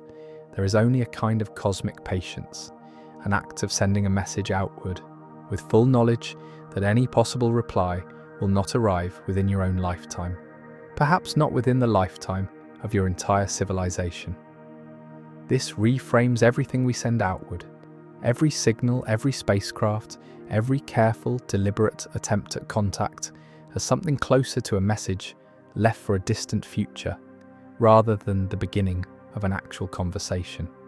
And this reframing changes something important about how we should think about the silence we've been sitting with throughout this entire night. It is not necessarily evidence that no one is listening. It is not necessarily evidence that we are entirely, permanently alone. It may simply be evidence of timing, of distance, of the simple, humbling reality that the universe operates. On timescales, our own brief human lives were never designed to comprehend. Somewhere out there, right now, a signal we sent decades ago may still be travelling, patiently, toward a destination it will not reach for thousands of years still. And somewhere out there, perhaps, a signal sent by someone else, long before human civilization even began, may still be travelling toward us as well, patiently, quietly, simply waiting for enough time to finally pass. But even with all of this in mind, even understanding just how vast, how patient, how genuinely humbling these distances truly are, there remains one more uncomfortable possibility we have not yet fully confronted tonight. A possibility that asks not simply whether anyone is out there, but whether, even if they are, reaching out toward them might actually be something we should approach with far more caution than curiosity alone would suggest. I want you to think for a moment about what actually happens to a signal once it leaves Earth and is never answered. Not in terms of the science we have already covered tonight, the inverse square law, the fading, the dilution across billions of miles. I mean something quieter than that, something almost philosophical. What happens to a voice that keeps travelling forever into a darkness that never replies? Does it simply vanish? Does it stop mattering somehow once it becomes too faint for any instrument to detect? Or does it continue, in some sense, to exist, travelling onward long after everyone who sent it has been forgotten? Here is the thing most people don't realise about radio waves once they leave a transmitter. Unlike sound, which fades and dies within seconds in the air around you, electromagnetic radiation does not simply stop. It does not run out of energy and disappear the way a shout eventually fades into silence. A radio wave, once released into the vacuum of space, where there is no air, no resistance, nothing to absorb or slow it down, will continue travelling, in theory, forever. It does not die, it does not end. It simply spreads, growing fainter and fainter, according to the same physics we explored earlier, but never truly vanishing, never truly ceasing to exist as a physical phenomenon moving steadily outward through the universe.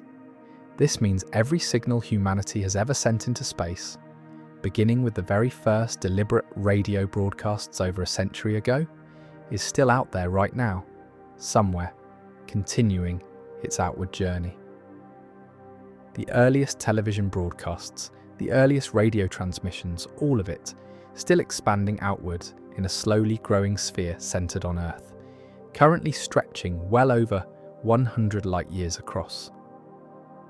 Think about that.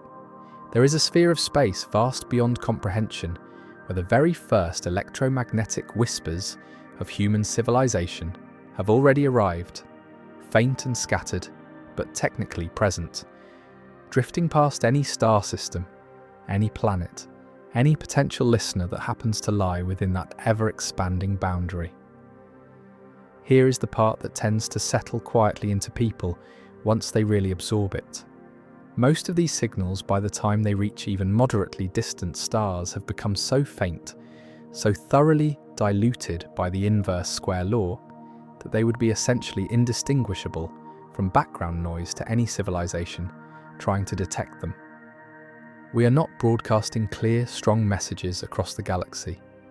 We are leaving behind something closer to a fading echo, a whisper growing fainter with every passing mile, technically present but practically undetectable, drifting outward into a universe that may never actually notice it has arrived. And yet this fading, this gradual dissolution into nothing, does not erase the fact that the signal was sent. It does not erase the intention behind it, the careful thought that went into choosing what to say, the hope, however small, however unlikely to ever be realized, that someone, somewhere, might eventually receive it. There is something deeply moving about this. We have sent pieces of ourselves outward into the universe, knowing full well that most of them will fade into undetectable noise long before reaching anyone capable of understanding them. We sent them anyway, not because we expected success, but because the act of trying, the act of reaching outward, mattered on its own terms. This brings us back to our small, faithful spacecraft, still travelling outward, still faithfully sending its faint signal home. Even now, someday, as we discussed earlier, this voice will fall permanently silent, its power source finally too weak to sustain even its most basic functions. But here is the thing most people don't fully consider. Even after that final silence, even after the spacecraft itself stops transmitting anything at all, it does not stop existing. It does not vanish. It will continue drifting outward, silent now, carrying its golden record, its sounds and images, its small sketch of a human being, forward through the darkness, for an almost unimaginable span of time.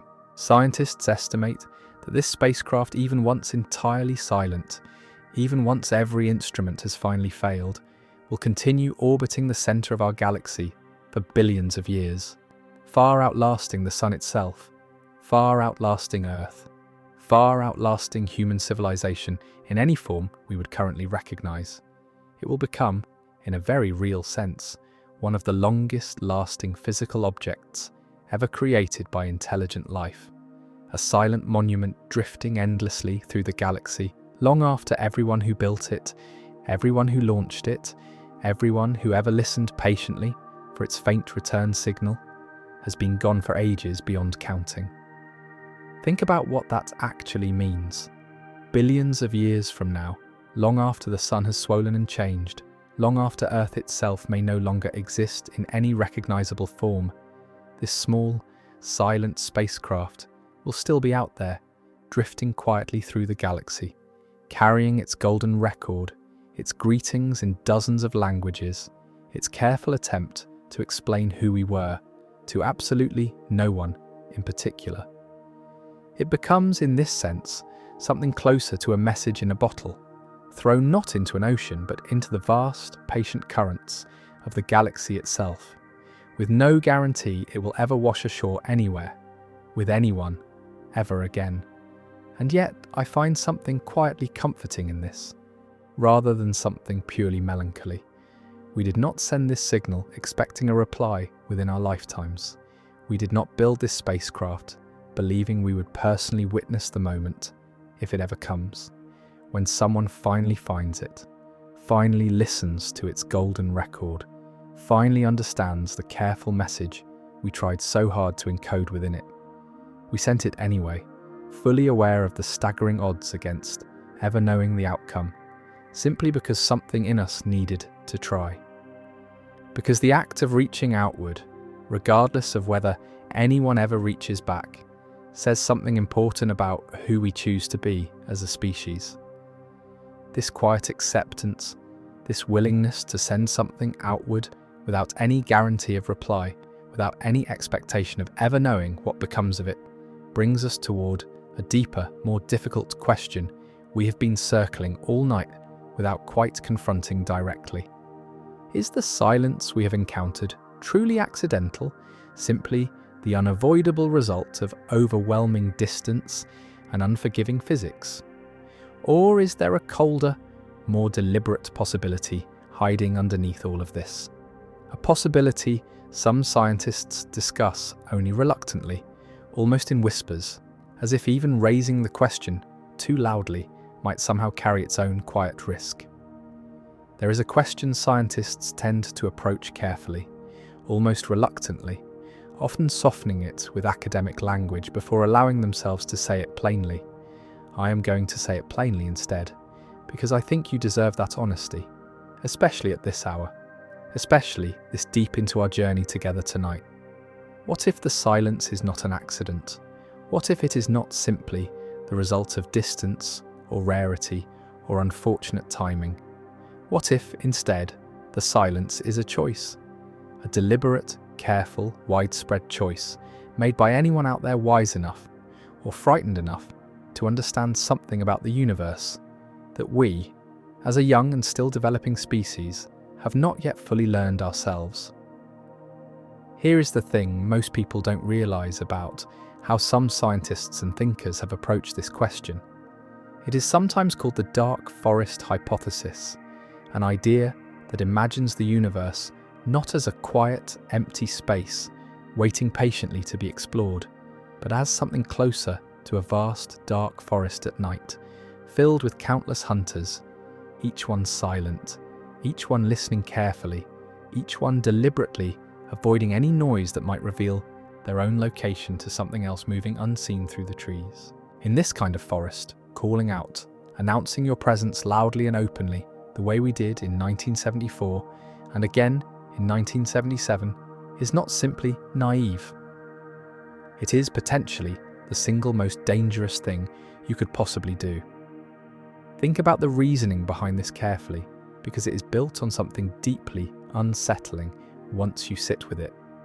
Any civilization advanced enough to detect a signal from across interstellar distances, advanced enough to actually travel those distances and respond in any meaningful way, would almost certainly be far more technologically advanced than the civilization sending the original signal.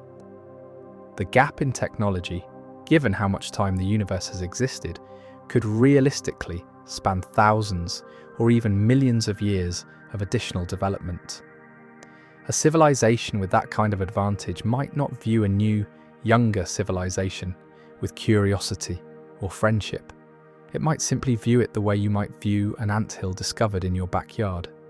Something to observe with mild interest, perhaps, or something to remove quickly and efficiently before it becomes any kind of inconvenience. Here is what makes this idea so quietly terrifying once you fully absorb it. Under this hypothesis, every civilization in the galaxy capable of understanding this risk would arrive independently at exactly the same conclusion. Stay silent. Do not announce your presence. Listen carefully, but never speak first, never reveal your location, never risk drawing attention from something far more powerful than yourself, lurking somewhere in the darkness, listening just as carefully as you are. If this hypothesis is correct, the silence we have been sitting with all night is not evidence that no one is out there. It is evidence that everyone out there has learned through reasoning or hard experience to remain absolutely, deliberately quiet. And here is the part that tends to genuinely unsettle people once they connect it back to everything we discussed earlier tonight. We did not stay quiet. In 1974, we deliberately aimed a powerful radio signal toward a distant cluster of stars, announcing our location, our chemistry, our very existence to anyone capable of listening. In 1977, we launched physical spacecraft carrying golden records, explicit instructions on how to decode them, detailed maps showing exactly where our solar system is located relative to known pulsars scattered across the galaxy. If this dark forest hypothesis holds any truth at all, we have already, unknowingly, broken the single most important rule of cosmic survival. We have already called out, loudly and clearly, into a forest we did not yet understand the rules of. I want to pause here because I do not want to leave you with only fear tonight. This hypothesis, however logically constructed, however unsettling to sit with, remains exactly that.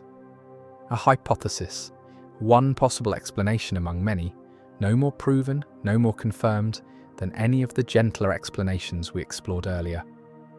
Most scientists who study this question carefully tend to view the dark forest idea as an interesting thought experiment, a useful way of exploring the logic of cosmic silence, rather than a confirmed, accurate description of how the actual universe truly operates. There remain countless other explanations, gentler explanations, that fit the same observed silence just as well. Here is the thing most people don't realize about how scientific uncertainty actually works. When we do not know why something is true, when we have a single observed fact, the silence, and dozens of competing explanations for that fact, the honest scientific response is not to assume the darkest possibility is automatically correct. It is to hold multiple possibilities simultaneously, weighing evidence carefully, remaining genuinely uncertain until something more conclusive emerges. The silence we have explored tonight could be evidence of rarity. It could be evidence of distance. It could be evidence of technological fragility, civilizations rising and falling before ever managing to make lasting contact. Or yes, it could be evidence of deliberate, careful silence, chosen out of caution rather than malice. What strikes me most, sitting with all of these possibilities together, is how human our reaction to genuine uncertainty tends to be. We are a species that craves explanation, that finds comfort in answers, even uncomfortable ones, more easily than we find comfort in simply not knowing. The dark forest hypothesis offers a kind of answer, even a frightening one, and frightening answers can feel, paradoxically, easier to hold than open, unresolved uncertainty. But the honest truth, the one scientists themselves generally arrive at after careful consideration, is that we simply do not know why the universe has remained silent. We have theories. We have careful, thoughtful speculation. We do not have certainty. And perhaps, when you sit with this uncertainty honestly, without rushing toward either the most comforting explanation or the most frightening one, something quieter and more meaningful begins to emerge. Because regardless of why the silence exists, regardless of whether it stems from caution, rarity, distance, or something else entirely, we are still here tonight, having sent our small fragile signals outward anyway. We did not wait for certainty before reaching out. We reached out into genuine uncertainty, fully aware we might never receive an answer. And perhaps when you really sit with that choice, there is something quietly beautiful hiding within it, something worth exploring more deeply as we begin to bring this long night's journey toward its close. I want you to think back for a moment to where we began tonight, a single signal still traveling, billions of miles from home, moving through a darkness that has never once answered back. At the start of this journey, I asked you to sit with that image and simply notice how it felt. For many people, that feeling is something close to loneliness, a small voice calling out into an indifferent universe, met only with silence. But I want to offer you another way of understanding that same image now, one that has nothing to do with loneliness at all, and everything to do with something far gentler. Here is the thing most people don't realize about a gesture that expects nothing in return. When you give someone a gift, truly give it, without any expectation of receiving something back. The value of that gift does not depend on their response. It exists, complete and whole, the moment it leaves your hands. The same may be true of everything we have sent outward into space. The radio message in 1974, the golden record in 1977. Every careful, deliberate attempt to say simply, "We are here, we existed, we wondered about you." These gestures were complete the moment we made them. Their meaning did not depend on a reply ever arriving. Think about what it actually means to create something without any guarantee it will ever be witnessed, understood, or appreciated by anyone at all. Artists do this constantly, pouring years of their lives into work that may never find an audience. Parents do this too, raising children with a love that asks for nothing measurable in return. And we, as an entire species, did this on a cosmic scale, building spacecraft, crafting careful messages, encoding our entire existence onto golden discs, and sending all of it outward into a void that might never respond, simply because something in us needed to try. There is something profoundly beautiful about an action whose value exists independently of its outcome. Here is a way of thinking about this that I find genuinely comforting, rather than melancholy.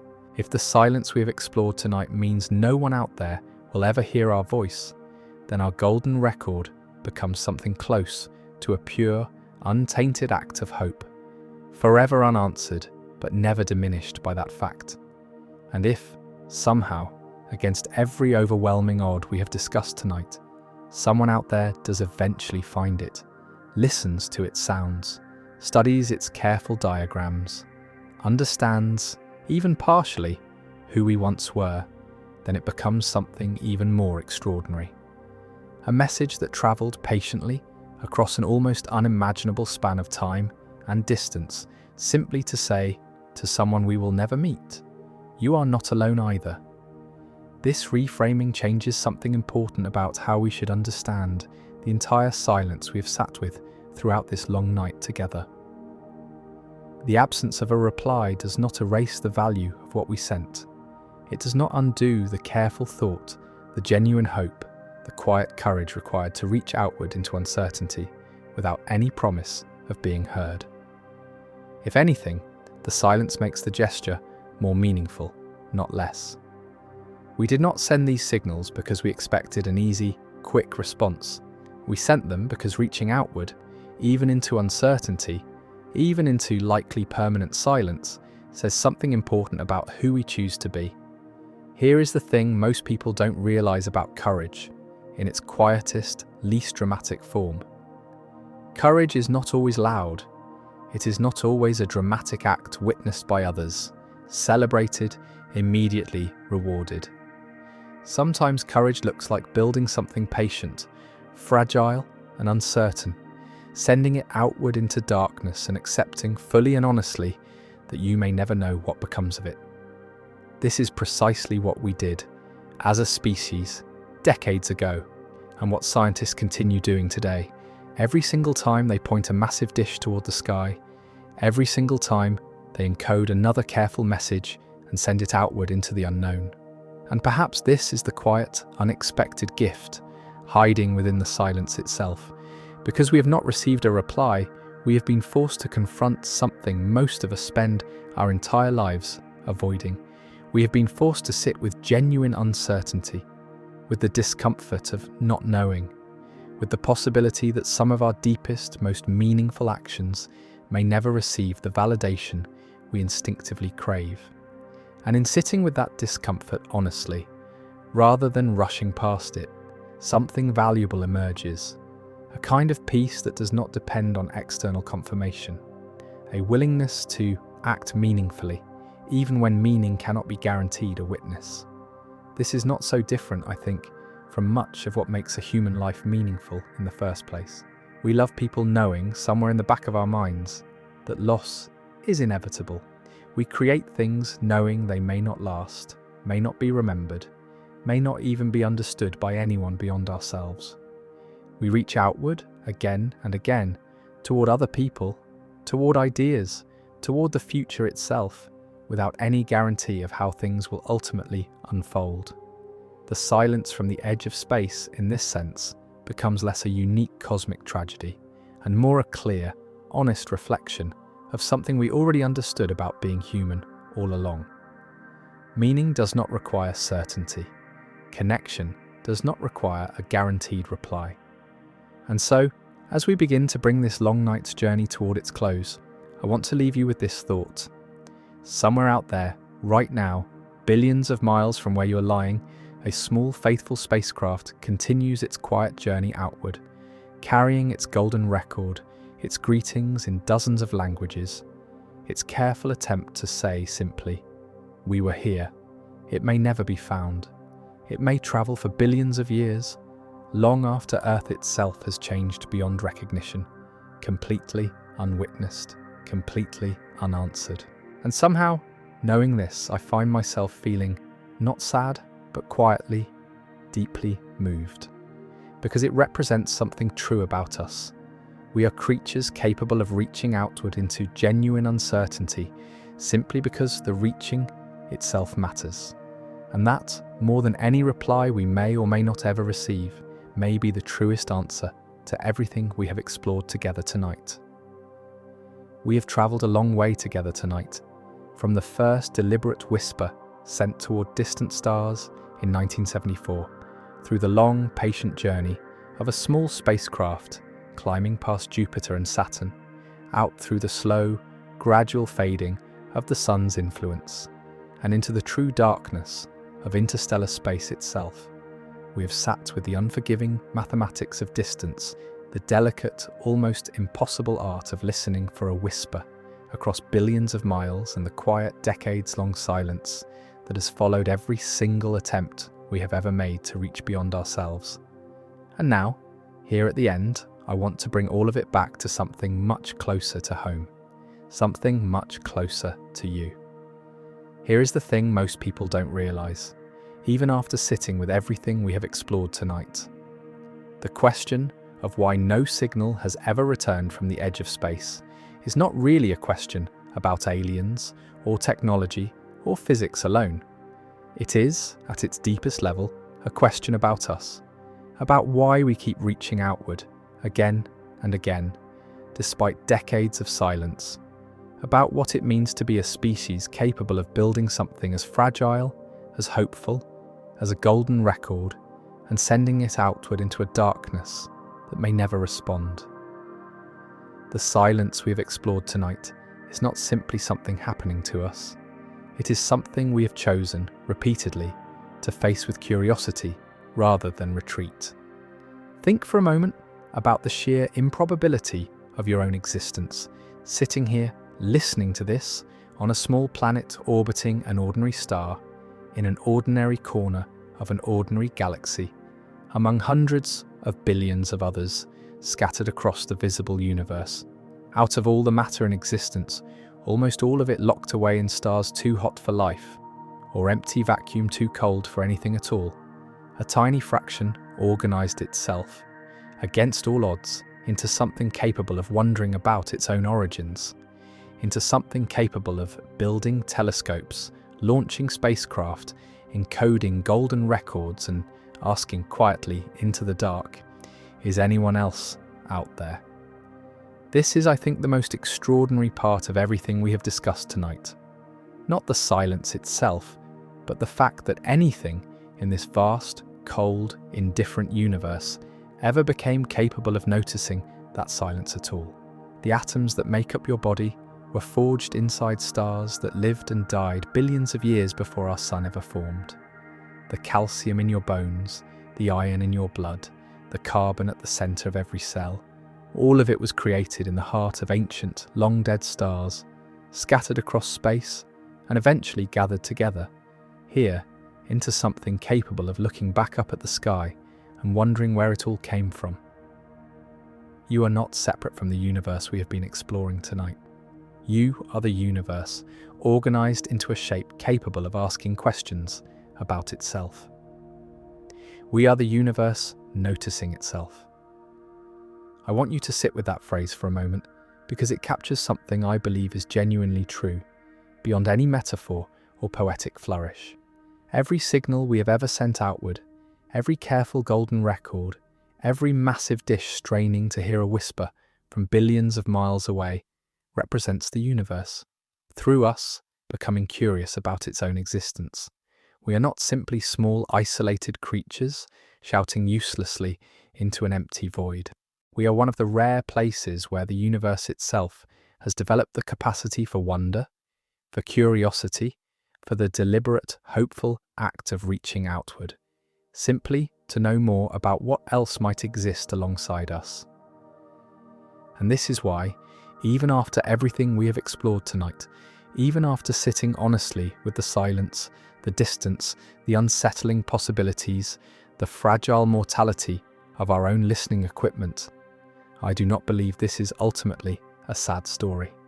I believe it is one of the most hopeful stories we have, because despite every overwhelming odd, despite physics working against us at every turn, despite decades passing without a single confirmed reply, we have never stopped trying, we have never stopped building, we have never stopped listening, patiently, faithfully, for a voice that may never come. That persistence, more than any single discovery, says something profound about what it actually means to be human. Somewhere out there tonight, billions of miles from where you're lying right now, a small fragile spacecraft continues its quiet journey outward, carrying its golden record, its greetings spoken in dozens of languages, its careful sketch of a human being, still faithfully sending its faint signal home, even now, even after nearly 50 years. And somewhere closer, here on Earth, massive white dishes continue tilting toward the sky each night. Scientists continue listening patiently for anything that might rise above the noise. And somewhere, perhaps, another civilization entirely unknown to us is doing exactly the same thing, looking up at their own night sky, wondering the exact same thing you're wondering right now. The next time you find yourself outside on a clear night, I want you to look up at the stars scattered across the darkness above you. I want you to remember everything we discussed tonight. The vast, almost impossible distances separating each point of light. The patient, decades-long silence we have sat with together. The fragile, hopeful gestures we have sent outward anyway. Despite every overwhelming odds against ever receiving a reply. And I want you to feel, not loneliness, but something closer to quiet companionship with the universe itself. Because whether or not anyone ever answers, you are part of something that has never stopped reaching outward, never stopped wondering, never stopped hoping. Thank you for joining me on this long journey through the silence tonight.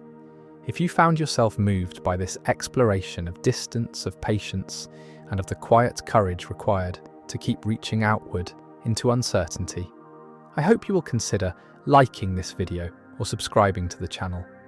It helps these stories reach more curious minds like yours, more people willing to sit quietly with the universe's biggest questions.